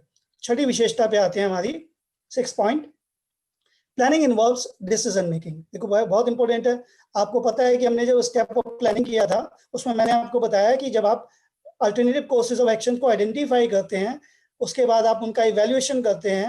इवैल्यूएशन करने के बाद उनमें से आपको क्या करना होता है? चूज करना होता है द बेस्ट प्लान। तो that point of planning process is decision making process. तो planning process involves choice from among various alternative activities. If there is only one possible course of action, there is no need of planning because there is no choice. अगर आपके पास बहुत सारे method होंगे ही नहीं, कोई एक ही method होगा, तो आपको प्लानिंग की या आपको डिसीजन लेने की जरूरत नहीं पड़ेगी। लेकिन ऐसा कभी होता नहीं है कि किसी काम को करने का कोई एक ही मेथड हो। तो नियोजन में निर्णय लेना शामिल होता है। नियोजन की प्रक्रिया में एक क्रिया के अनेक विकल्प होते हैं। यदि केवल एक ही कार्यविधि होती तो नियोजन की आवश्यकता ही ना होती। आप समझ गए होंगे कि क्या है, इसमें निर्णय लेना होता है। तो ये हमने छठी बात समझी। चलिए तो लास्ट आपका जो फीचर ऑफ द प्लानिंग आ रहा है that is planning is continuous. Continuous कैसे हो गया? कॉन्टिन्यूस मतलब लगातार, बार बार बार बार बार बार कोई चीज अगर होती है तो वो कॉन्टिन्यूस होती है। आपको मैंने बताया था कि प्लानिंग जो होती है वो टाइम बॉन्ड होती है। ये ध्यान रखना, प्लानिंग हमेशा क्या होती है? टाइम बॉन्ड होती है, किसी टाइम पीरियड के लिए होती है। ठीक है। तो जब आप प्लान करते हैं, मान लिया आपने 1 ईयर के लिए प्लान किया, तो 1 ईयर का पीरियड जैसे ही आपका कंप्लीट होता है तो आपको न्यू प्लान फॉर्म करने होते हैं, नए प्लान बनाने होते हैं, उस पर काम करना होता है। तो यानी बार बार आपको नए नए प्लान बनाने होते हैं, तो इसलिए ये चलता रहता है। तो ये क्या हो गया? कॉन्टिन्यूस प्रोसेस हो गया। तो planning are prepared for a specific period for time, may be for 1 month, 1 quarter, a year. At the end of the period, there is need for new plan to be drawn on the basis of new requirements and future conditions. Hence, planning is continuous process. ठीक है। हिंदी में कहेंगे नियोजन क्या है? सतत है। नियोजन एक विशेष अवधि के लिए तैयार की जाती है। जो योजना है वो एक विशेष अवधि के लिए तैयार की जाती है, जो 1 महीने, 3 महीने या 1 वर्ष के लिए हो सकती हैं। उस अवधि के अंत में नई आवश्यकताओं और भविष्य की स्थितियों के आधार पर नई योजना बनाने की आवश्यकता होती है। इसलिए नियोजन क्या है? एक सतत प्रक्रिया है। चलिए, ये थी आपकी 6-7 विशेषताएं टोटल। इनको याद करने के लिए आपको मैं एक एक्रोनियम बता रहा हूँ जो है डीसीपी ऑफ एमपी। डीसीपी आप समझते हैं, डिप्टी कमिश्नर ऑफ पुलिस मान लीजिए। ऑफ आपको पता है, एमपी आप मध्य प्रदेश या मेंबर ऑफ पार्लियामेंट, कुछ भी आप इसे बोल सकते हैं। तो पहला है डी, डिसीजन मेकिंग। दूसरा है सी, कॉन्टिन्यूस प्रोसेस। तीसरा है पी, प्रोग्रेसिव। चौथा है ओ, ऑब्जेक्टिव्स अचीवमेंट या अचीविंग ऑब्जेक्टिव्स। एफ, फ्यूचरिस्टिक है। M, mental exercise. ये आपके पी, प्राइमरी फंक्शंस। ये सिर्फ याद करने के लिए हैं। आप इनको आगे पीछे साइड में कहीं पे रफ में लिखने के बाद इनको आगे पीछे, जैसे 4 फंक्शन ऑफ आपको 4 फीचर ऑफ प्लानिंग आपसे एग्जाम में पूछे गए हैं, तो आप सबको लिख करके कोई भी 4 जो आपको पसंद हो आप एग्जाम में लिख सकते हैं। तो ये याद रखने का तरीका था। अब आपकी लर्निंग टेस्ट कर लेते हैं कि फीचर ऑफ प्लानिंग से आपने क्या सीखा। क्वेश्चन आ रहा है आपके सामने, which of the following is a feature of planning. आपको बताना है कि इनमें से कौन सा प्लानिंग का फीचर, विशेषता है। पहला है फोकस ऑन अचीविंग गोल्स। दूसरा है प्रोग्रेसिव। तीसरा है मेंटल एक्सरसाइज। चौथा है ऑल ऑफ द अबव। आप बताएंगे कि इनमें से कौन सा आंसर आपको सही लग रहा है, कौन सा आपको फीचर लग रहा है। मैं आपका वेट कर रहा हूं, क्विकली रिप्लाई करेंगे, फास्ट रिप्लाई करेंगे। मैं आपके आंसर का वेट कर रहा हूं, क्विक रिप्लाई करेंगे, fast.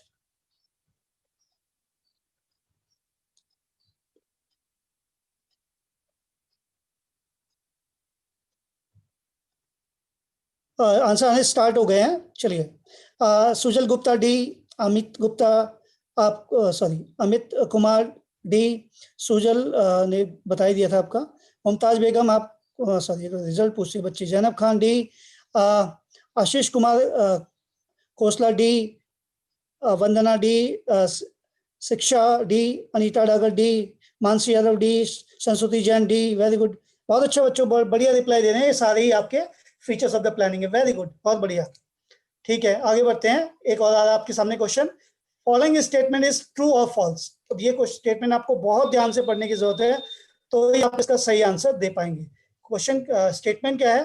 Planning is required at all level of management as well as in all departments of the organization. ध्यान से सुनेंगे, planning is required at all level of management.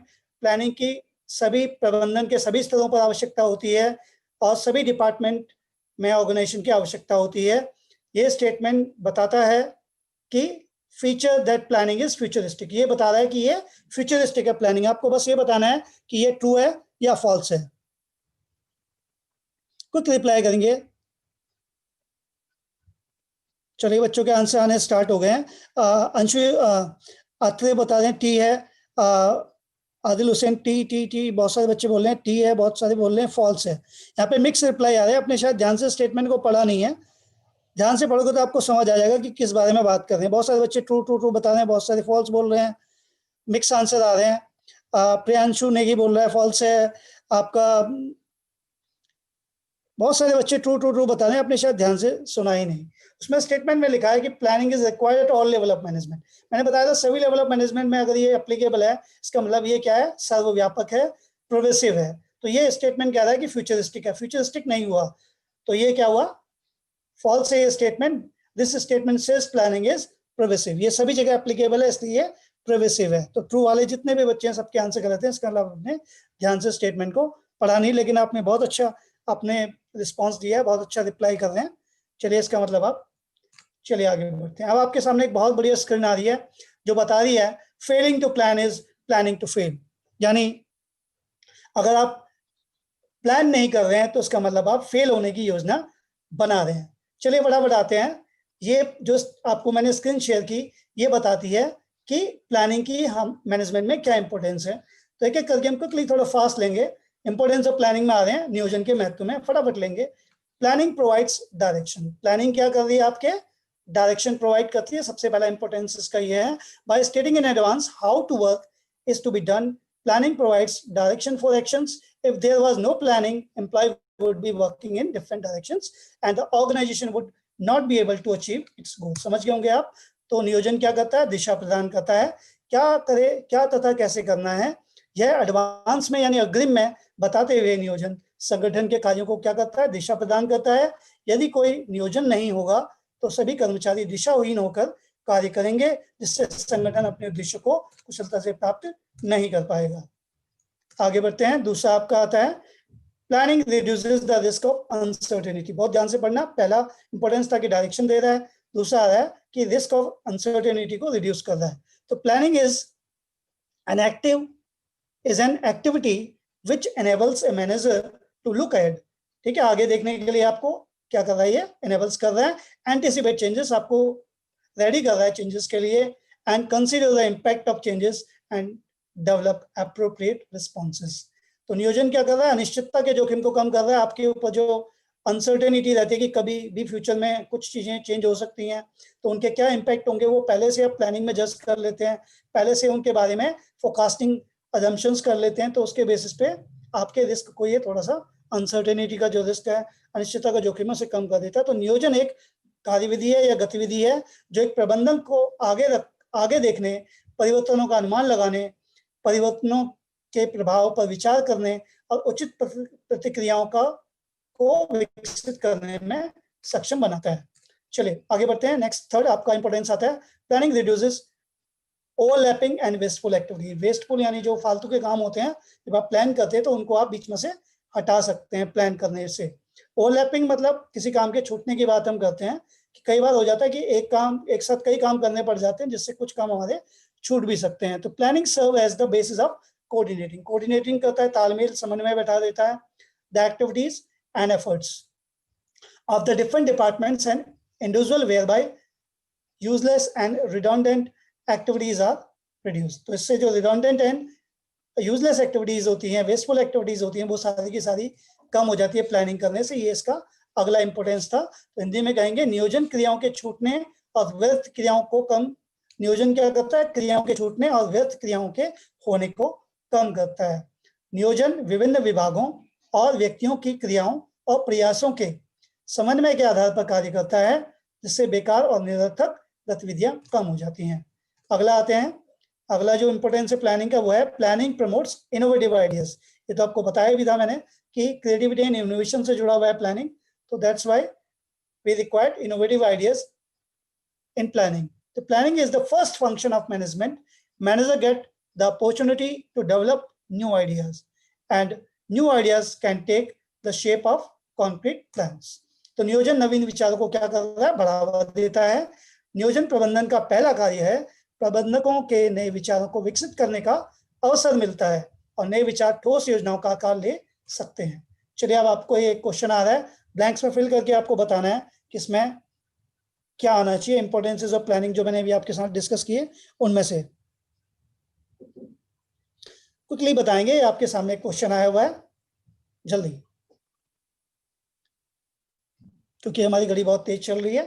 अभी इसके बाद हमें लिमिटेशंस भी डिस्कस करनी है।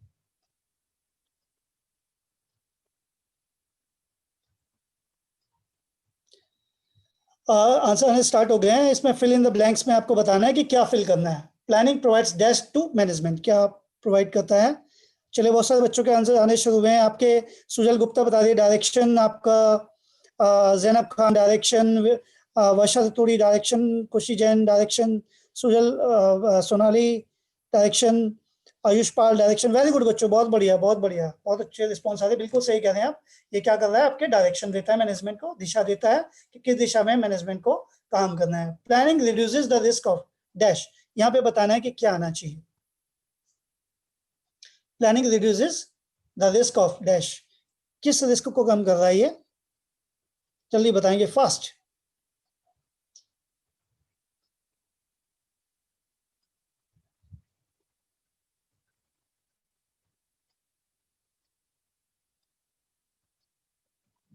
Planning reduces the risk of, आज बताएंगे। चलिए आंसर आने स्टार्ट हो गए हैं। पहला आंसर आपका दिया मानसी यादव ने, अनसर्टेनिटी। सोनी करके हैं uncertainty. Shruti Jain uncertainty. Mohammad Adil Hussain uncertainty. Very good बच्चों, वेरी गुड वेरी गुड, बहुत अच्छा। किसके रिस्क को कम कर रहा है ये? अनसर्टेनिटी के। वेरी गुड, बहुत बढ़िया। अगला क्वेश्चन आ रहा है फिर से आपके सामने, planning reduces dash and wasteful activities. आपको बताना है कि इसमें क्या आना चाहिए। इस ब्लैंक्स में आपको क्या फिल करना है, फास्ट बताएंगे, क्विक, ध्यान से पढ़ें इसको, स्टेटमेंट को, और बताएं कि क्या आना चाहिए। मैं वेट कर रहा हूं आपके आंसर्स का।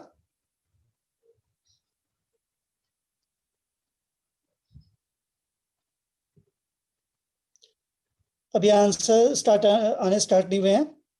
Very good. ये सिम्या सिंह ने लिखा overlapping and wasteful activities. Wasteful activities बेटा लिखा हुआ इसमें। वेरी गुड, बहुत बढ़िया।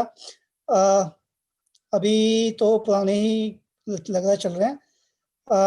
ओवरलैपिंग ओवरलैपिंग आने स्टार्ट हो गए हैं बहुत सारे। प्रियंका बिष्ट, पायल तोमर, अंजना मिश्रा, वेरी गुड बच्चों। Neha Gupta, very good. Akshita Mehra, very good बेटा, वेरी गुड, बहुत बढ़िया। सभी के आंसर ऑलमोस्ट सही हैं। आपका क्या आता है? Planning reduces the risk, reduces overlapping and wasteful activities. बहुत बढ़िया रिप्लाई, बहुत बढ़िया। चलिए अब आप आगे बढ़ते हैं। पांचवा आपका जो इंपोर्टेंस आ रहा है प्लानिंग का, वो है planning facilitate decision making. Decision making को क्या कर रहा है? फैसिलिटेट कर रहा है, उसको हेल्प कर रहा है, मदद कर रहा है। तो under planning targets are laid down, planning में हम टारगेट्स बना दें। The manager has to evaluate each alternative and select the most viable option.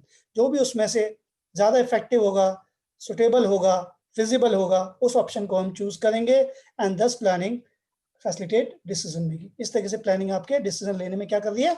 Help कर रही है। तो नियोजन निर्णय में सहायक है। कैसे सहायक है? नियोजन के अंतर्गत लक्ष्य निर्धारित किए जाते हैं, प्रबंधक को प्रत्येक विकल्प का मूल्यांकन करना होता है और सबसे व्यवहारिक विकल्प का चयन करना होता है। इस प्रकार नियोजन निर्णय लेने में सहायक है।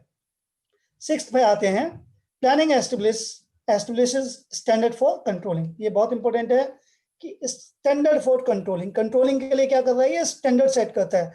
प्लानिंग में क्या था, planning provides the standard against which the actual performance can be measured and evaluated. आप स्टैंडर्ड तय कर देते हैं। जैसे मैंने आपको पीछे एक कंपनी का एग्जांपल लिया कि उसने 20% सेल्स को इंक्रीज करने का टारगेट रखा हुआ है। मान लिया लास्ट ईयर उसकी सेल्स 1 लाख यूनिट की थी।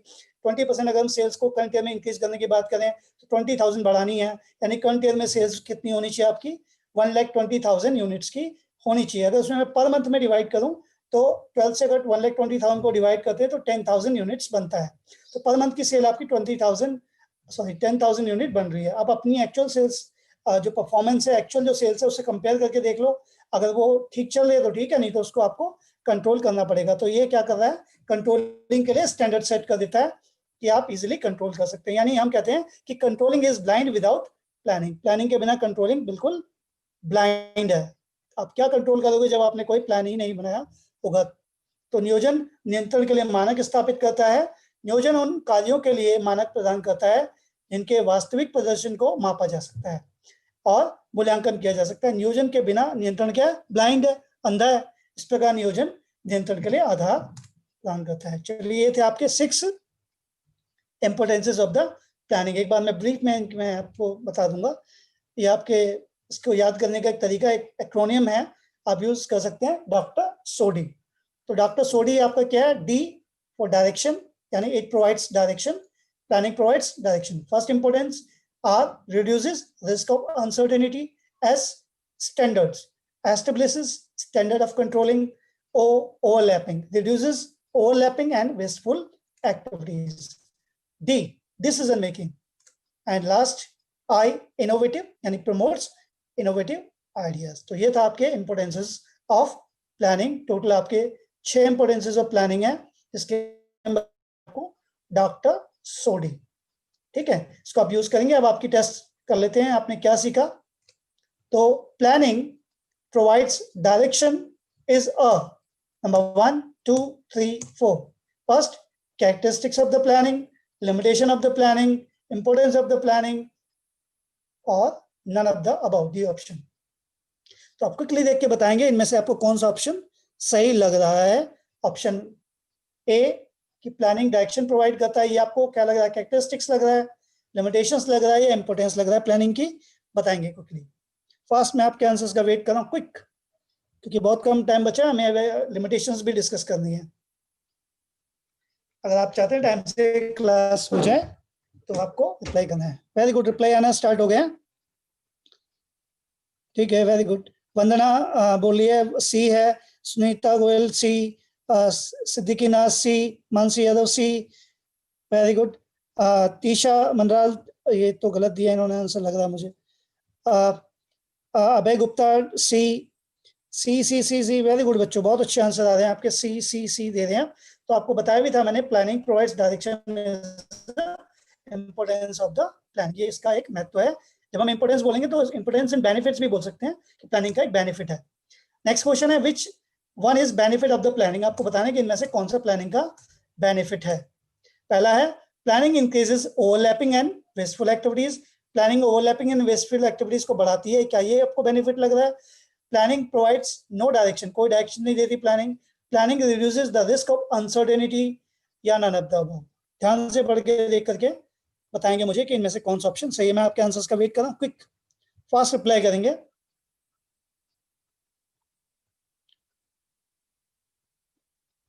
चलिए, आंसर आने स्टार्ट हो गए आप लोग हैं।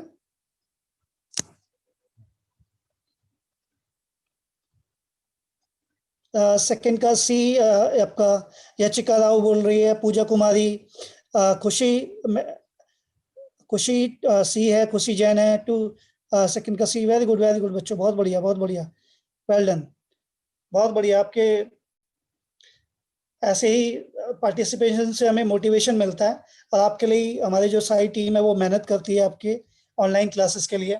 चलिए, बहुत बढ़िया, वेरी गुड, बिल्कुल सी ऑप्शन बिल्कुल सही है कि प्लानिंग क्या कर रहा है, रिड्यूस कर रहा है आपके रिस्क ऑफ अनसर्टेनिटी को। चलिए आगे बढ़ते हैं। अब आते हैं हम प्लानिंग की लिमिटेशन। क्विकली हम इसको एक बार प्लानिंग के अंदर जो कमियां हैं उनको देख लेते हैं। इसको ध्यान से समझना, ये भी एग्जाम के लिए इंपॉर्टेंट है बहुत ज्यादा। आपके प्लानिंग प्रोसेस बहुत ज्यादा इंपॉर्टेंट है और ये लिमिटेशंस भी इंपॉर्टेंट है। बाकी तो सारे टॉपिक इंपॉर्टेंट है ही, सभी से एग्जाम में क्वेश्चंस आए हुए हैं।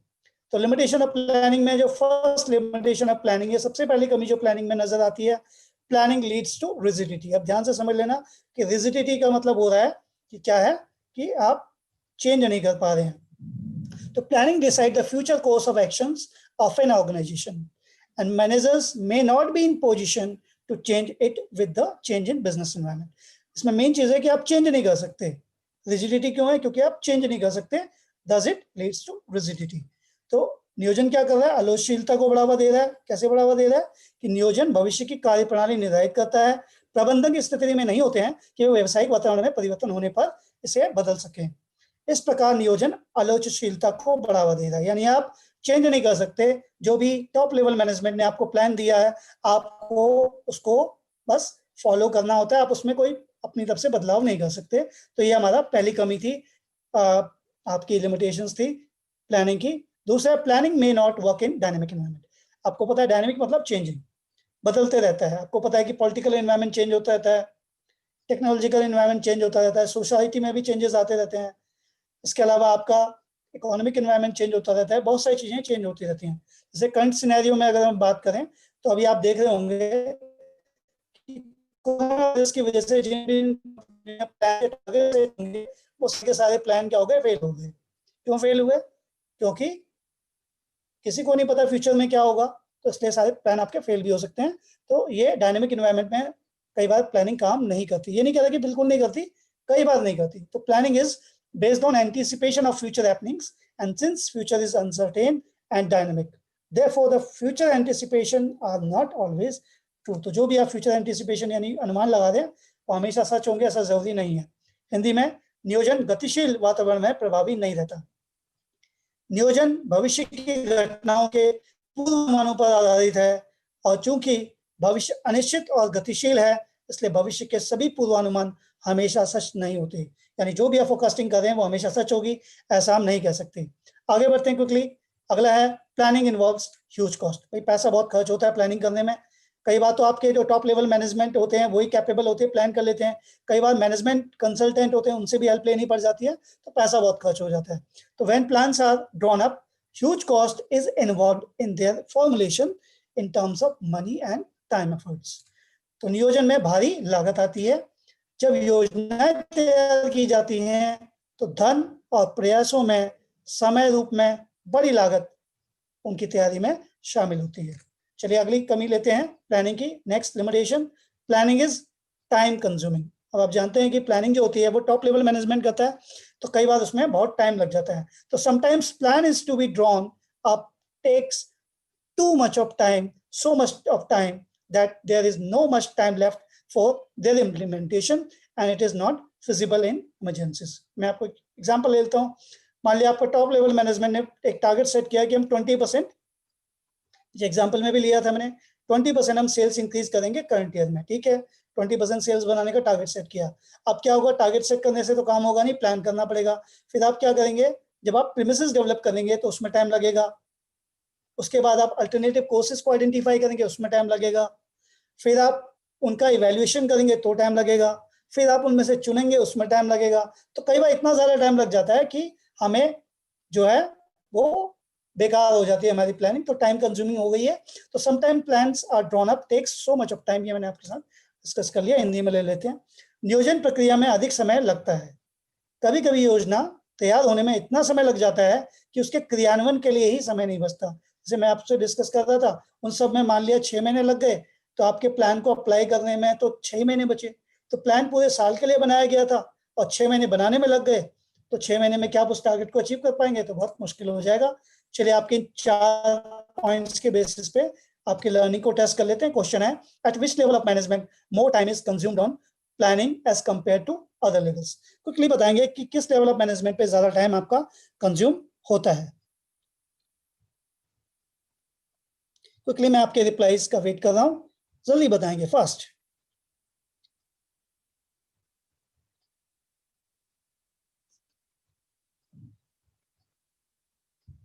फास्ट रिप्लाई करेंगे, मैं आंसर्स का वेट कर रहा हूँ। इसमें ऑप्शंस नहीं है, इसमें ऑप्शंस नहीं है, आपको सिर्फ आंसर देना है, लेवल ऑफ मैनेजमेंट बताना है। चलिए आंसर आना स्टार्ट हो गए। Yachika Rao top level management, वंदना आपका टॉप लेवल मैनेजमेंट, सुजल गुप्त top level management, very good very good, बहुत बढ़िया बच्चों, बहुत बढ़िया आप रिप्लाई करें। Pinky Sharma top level, Mizan Raja top level management, very good. तो देखते हैं इसका टॉप लेवल मैनेजमेंट बिल्कुल सही आंसर है आपका। आगे बढ़ते हैं, चलिए अब आपके लिए आ रहा है next, limitations of the planning. Planning does not guarantee success. Success की तो गारंटी किसी चीज की होती नहीं, आप जानते ही हैं। तो similarly planning does not give you any guarantee of success. तो सक्सेस की कोई आपको गारंटी नहीं दी जा रही है। तो the success of an enterprise is possible only when plans are properly drawn and implemented. And sometimes managers depend on previously tried successful plans. But it is not always true that a plan which has worked before will work effectively again. तो नियोजन सफलता की guarantee नहीं देगा आपको। तो किसी संगठन की सफलता तभी संभव है जब योजनाओं को सही तरीके से तैयार किया जाए और उन्हें लागू किया जाए। कभी कभी प्रबंधक क्या करते हैं, पहले से आजमाई गई सफल योजनाओं पर निर्भर होते हैं। जो पहले आप अप्लाई कर चुके प्लान, उसी को दोबारा अप्लाई कर देते हैं। लेकिन ऐसा हमेशा सच नहीं होता कि जो पहले योजना काम करी थी वो फिर से दोबारा से प्रभावी रूप से काम करेगी। तो यानी कोई सक्सेस की गारंटी नहीं है। कई बार हम पुराने प्लान ही अप्लाई कर देते हैं, लेकिन वो प्लान करंट सिनेरियो में, करंट बिजनेस एनवायरनमेंट में काम नहीं करते। तो ये भी एक कमी है। 5 कमियां बता चुका हूं मैं आपको। 6th लिमिटेशन आ रही है, प्लानिंग रिड्यूसेस क्रिएटिविटी। क्रिएटिविटी देखो, पीछे रिजिडिटी था और एक क्रिएटिविटी है, इनमें कई बार कंफ्यूजन हो जाती है। रिजिडिटी में चेंज करने की बात हम करेंगे और यहाँ पे ब्लाइंडली फॉलो करने की बात करेंगे। यानी आप अपने आइडियाज, अपने जो क्रिएशंस हैं, उनको आप प्लानिंग में अप्लाई नहीं कर सकते। तो planning is done by top level management which leads to reduction of creativity of other level of management. Top level management इसको सेट कर रहा है। तो planning discourages individuals initiatives and creativity as they are neither allowed to deviate from plans nor are they permitted to act on their own. यानी आप देख रहे होंगे राइट में पिक्चर है, एक आदमी चल रहा है, उसके पीछे लगे हुए हैं सारे लोग। Means the other levels of management have to follow the top level management plan blindly. They cannot show their creativity and innovative ideas. So that's why planning reduces creativity. तो नियोजन रचनात्मकता को कम करता है। नियोजन शीर्ष प्रबंधन द्वारा किया जाता है, जो प्रबंधन के अन्य स्तरों की रचनात्मकता को कम करता है। नियोजन व्यक्ति की पहल रचनात्मकता को हतोत्साहित करता है, क्योंकि उन्हें ना तो योजनाओं से विचलित होने दिया जाता है और ना ही उन्हें अपने कार्य योजनाओं पर करने के, मतलब उन्हें अपनी योजनाओं पर कार्य करने की अनुमति होती है। अपना खुद का प्लान आप अप्लाई नहीं कर सकते, जो बताया गया उसे ब्लाइंडली फॉलो करना होता है।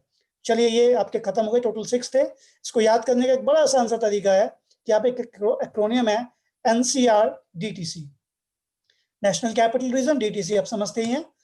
तो N for no guarantee of success, C for cost यानी involves huge cost, R rigidity, it creates rigidity, D dynamic, does not work in dynamic environment, T for time consuming process, C is creativity, reduces creativity. तो ये थे आपके acromion जिनको आप use कर सकते हैं मेमोराइज करने के लिए, आपको बहुत हेल्प करते हैं याद रखने में। अब आपकी लर्निंग टेस्ट कर लेते हैं कि आपने अभी तक क्या सीखा। क्वेश्चन है, while doing work Naresh got an idea. ध्यान से पढ़ना है इस स्टेटमेंट को। काम करते वक्त नरेश को क्या हुआ, एक आइडिया आया, which will not only reduces the time of work, इससे काम का समय, केवल काम का समय ही कम नहीं होगा, बट यूज द कॉस्ट, इससे कॉस्ट भी कम हो जाएगी। ये नरेश माइंड में एक आइडिया आया एक, but he was neither allowed to deviate from plans nor permitted to act on his own. तो उसको ना तो प्लान से डेविएट होने की परमिशन है, ना वो खुद का प्लान अप्लाई कर सकता है। तो आपको चूज करनी है limitation of planning described in the above para. तो कौन सी लिमिटेशन आपको लगती है? ये पहला, planning leads to rigidity, planning reduces creativity, planning does not guarantee success, planning involves huge cost. इनमें से कौन सा ऑप्शन आपको लग रहा है? क्विकली बताएंगे, फास्ट। मैं आपके आंसर्स का वेट कर रहा हूँ, क्विकली फास्ट रिप्लाई करेंगे। आपको लिमिटेशन पहचानी है स्टेटमेंट के बेसिस पे कि आपको क्या लगता है कि ये रिजिडिटी है या क्रिएटिविटी को कम कर रहा है या गारंटी ऑफ सक्सेस नहीं है या ह्यूज कॉस्ट को इन्वॉल्व है इसमें। आंसर्स देंगे क्विकली फास्ट। आंसर आने स्टार्ट हो गए हैं। शुभम सख्या कह रहा है बी, रिड्यूसेस क्रिएटिविटी। कामिनी झा, आपका चांदनी सलूजा बोले reduces creativity, reduces creativity. Maximum बच्चों के आंसर बिल्कुल सही आ रहे हैं बच्चों, very good very good, well done, बहुत बढ़िया, बिल्कुल सही कहा आपने। ये कि आपकी क्रिएटिविटी को रिड्यूस कर रहा है क्योंकि आपको अपने प्लान से आप अप्लाई नहीं कर रहे। जब भी आप अपने आइडियाज को अप्लाई नहीं कर पाते क्योंकि आपको सिर्फ ब्लाइंडली फॉलो करना होता है टॉप लेवल मैनेजमेंट के प्लान्स को। नेक्स्ट क्वेश्चन आ रहा है आपके सामने, फटाफट। Match the limitations of the planning. आपको इसको मैच करके बताना है कि फर्स्ट के सामने ए आएगा, सेकंड के सामने बी आएगा, या फर्स्ट के सामने बी आएगा, सेकंड के सामने ए आएगा। तो क्विकली बताएंगे कि क्या आएगा इनमें से। फर्स्ट,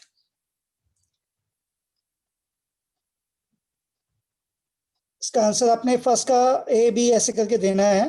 फर्स्ट का देखो, एक बार मैं आपके साथ डिस्कस कर लेता हूँ, मैं नेक्स्ट क्वेश्चन में आऊंगा, इसे मैं ही डिस्कस कर लेता हूँ। क्वेश्चन है, once plan are made manager may not be in position to change. देखो इसमें चेंज करने की बात हो रहा है, तो चेंज करने की बात किसमें नहीं चेंज नहीं कर सकते, इसका मतलब रिजिडिटी है। तो जो फर्स्ट है उसका क्या होना चाहिए, पहला ही होना चाहिए। Managers become blind follower of the plan. जब आप ब्लाइंडली फॉलो करने लग जाते हैं तो आप अपनी क्रिएटिविटी एंड इनोवेशंस को यूज नहीं कर सकते, यानी आपकी क्रिएटिविटी कम हो रही है। चलिए, ये तो आपको थोड़ा सा दिक्कत होती है आंसर देने में, इसलिए मैंने ये आंसर दे दिया। अब आपके सामने ये आंसर्स भी है, फर्स्ट का ए है और सेकंड का बी है। आगे बढ़ते हैं। अब आपको इसमें मैच करना है और ये आपके सामने option A B C D है। अब आपको सिर्फ ए बी सी डी में रिप्लाई करना है, तो मैच करना है। पहला इंपोर्टेंस ऑफ प्लान पहचानो, उनमें से कौन सा है। फीचर ऑफ प्लानिंग को आइडेंटिफाई करो, उसके बाद लिमिटेशन ऑफ प्लानिंग को आइडेंटिफाई करो, स्टेप ऑफ प्लानिंग प्रोसेस को आइडेंटिफाई करो। क्विकली मुझे रिप्लाई करो, हम आने वाले 5-7 मिनट में क्लास को वाइंड अप कर देंगे फिर फास्ट।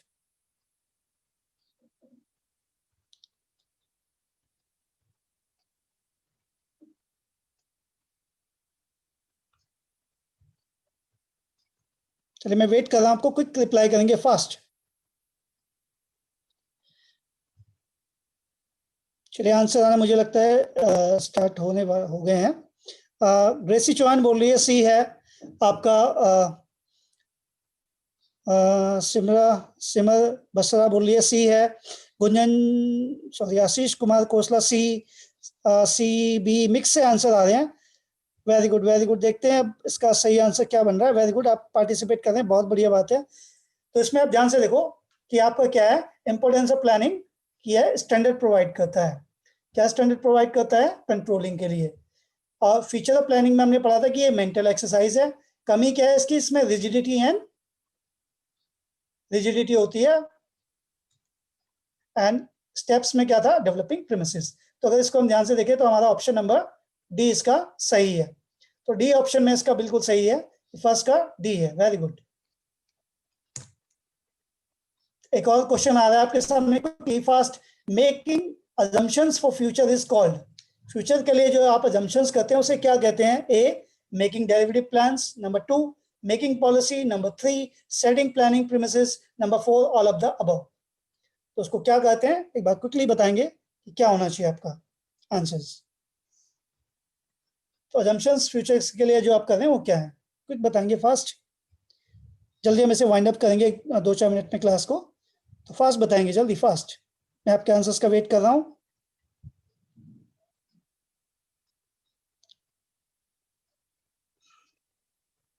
पंकज कुमार कह रहा है B, Sujal Gupta D, D A D D, कईयों के आंसर आ रहे हैं, कईयों के सी आ रहे हैं। खुशी मेहता डी, आपका संस्कृति जैन सी, सभी के आंसर्स आ रहे हैं। अगर आप ध्यान से देखें इसमें अजम्पशंस वर्ड यूज हुआ है, तो अजम्पशंस देख लें किससे जुड़ा हुआ वर्ड है, उससे आपको आइडिया लग जाएगा कि इसका सही आंसर क्या होना चाहिए। डी बिल्कुल गलत है, इसका आंसर क्या है, सेटिंग प्लानिंग प्रीमिसेस। तो प्रीमिसेस से इसका कनेक्शन है, ठीक है।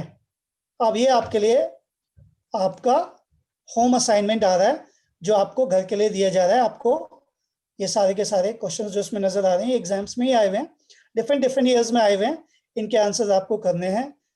एक ये है और एक मैं पेज आपको और शो कर रहा हूँ जो आपको करना है। आप इसका स्क्रीनशॉट ले सकते हैं और एक आपके सामने एक सेकंड स्क्रीन आ रही है, ये भी आपको करने हैं। और एक स्क्रीन में और शेयर कर रहा हूँ, इसका भी आप स्क्रीनशॉट ले लेना, ये भी क्वेश्चंस आपको करने हैं।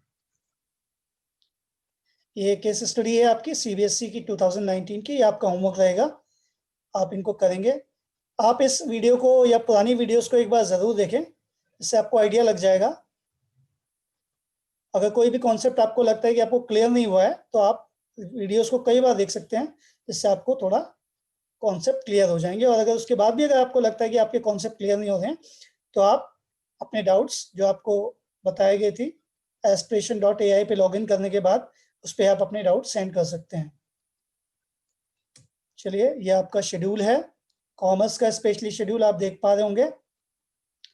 आपका जो टाइमिंग है 8:30 to 10 AM, इसमें सिर्फ फ्राइडे एंड सैटरडे को क्लास है। फ्राइडे को आपकी मैथ्स की क्लास है, सैटरडे को इंग्लिश की क्लास होती है 8:30 to 10, यानी फ्राइडे एंड सैटरडे को ही होती है सिर्फ मॉर्निंग में आपकी क्लास, अर्ली मॉर्निंग। फिर 10:30 to 12 का जो टाइम है उसमें आपकी ट्यूसडे एंड वेडनेसडे को मैथ्स की एंड इंग्लिश की क्लास है। और 12:30 to 2 PM आपका डेली क्लास होती है, वो आप जानते ही होंगे। मंडे को अकाउंटेंसी, ट्यूसडे को बिजनेस स्टडीज, वेडनेसडे को इकोनॉमिक्स, थर्सडे को अकाउंटेंसी, फ्राइडे को बिजनेस स्टडीज, सैटरडे को इकोनॉमिक्स। चलिए, ये था आपका टाइमिंग। नेक्स्ट जो आपका टाइमिंग है वो ये है, आपकी जो नेक्स्ट क्लास होगी वो फ्राइडे को है 15 मई को, और आपका चैप्टर ये अभी कंटिन्यू रहेगा। और इसमें चैप्टर नंबर 4 प्लानिंग चैप्टर, और इसमें हम नेक्स्ट टाइम डिस्कस करेंगे टाइप्स ऑफ प्लान। चलिए, थैंक यू। मैं शंकर फुलारा, RPVV गांधीनगर। मैं अगर आपके कुछ अभी डाउट्स वगैरह रह गए हों तो आप के लिए 2 मिनट में ले सकता हूं कि 2-4 मिनट में आप अपने डाउट्स इस पे क्वेरीज वगैरह पूछ सकते हैं। मैं और मेरे साथी जो मैंने आपको टीम दिखाई थी अपनी, सारी आपके साथ यूट्यूब पे लगी हुई है आपके आंसर्स रिप्लाई करने में। आप अपने कमेंट्स भी ज़रूर डालें इसमें कि आपको क्लास कैसी लगी, अच्छी लगी या नहीं लगी।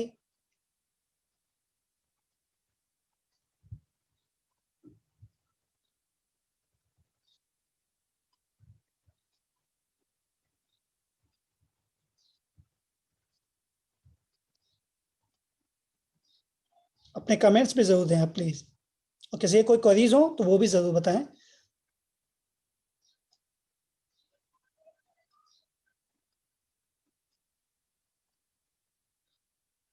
बेटा, कुछ बच्चे पूछ रहे हैं वीडियोस कहाँ मिलेंगी। इसके लिए आपको aspiration.ai में आपके पास एक लॉगिन आईडी और पासवर्ड आपके मोबाइल पे आता है, जो भी आपने अपने स्कूल्स के थ्रू पहुंचाए थे कैरियर लॉन्चर की टीम के पास। तो उसके लिए आप एक बार अपने स्कूल से कांटेक्ट करें, या फिर आप कोई ईमेल आईडी भी दी गई थी उसमें आप जा करके अपना डाउट्स वगैरह सेंड कर सकते हैं।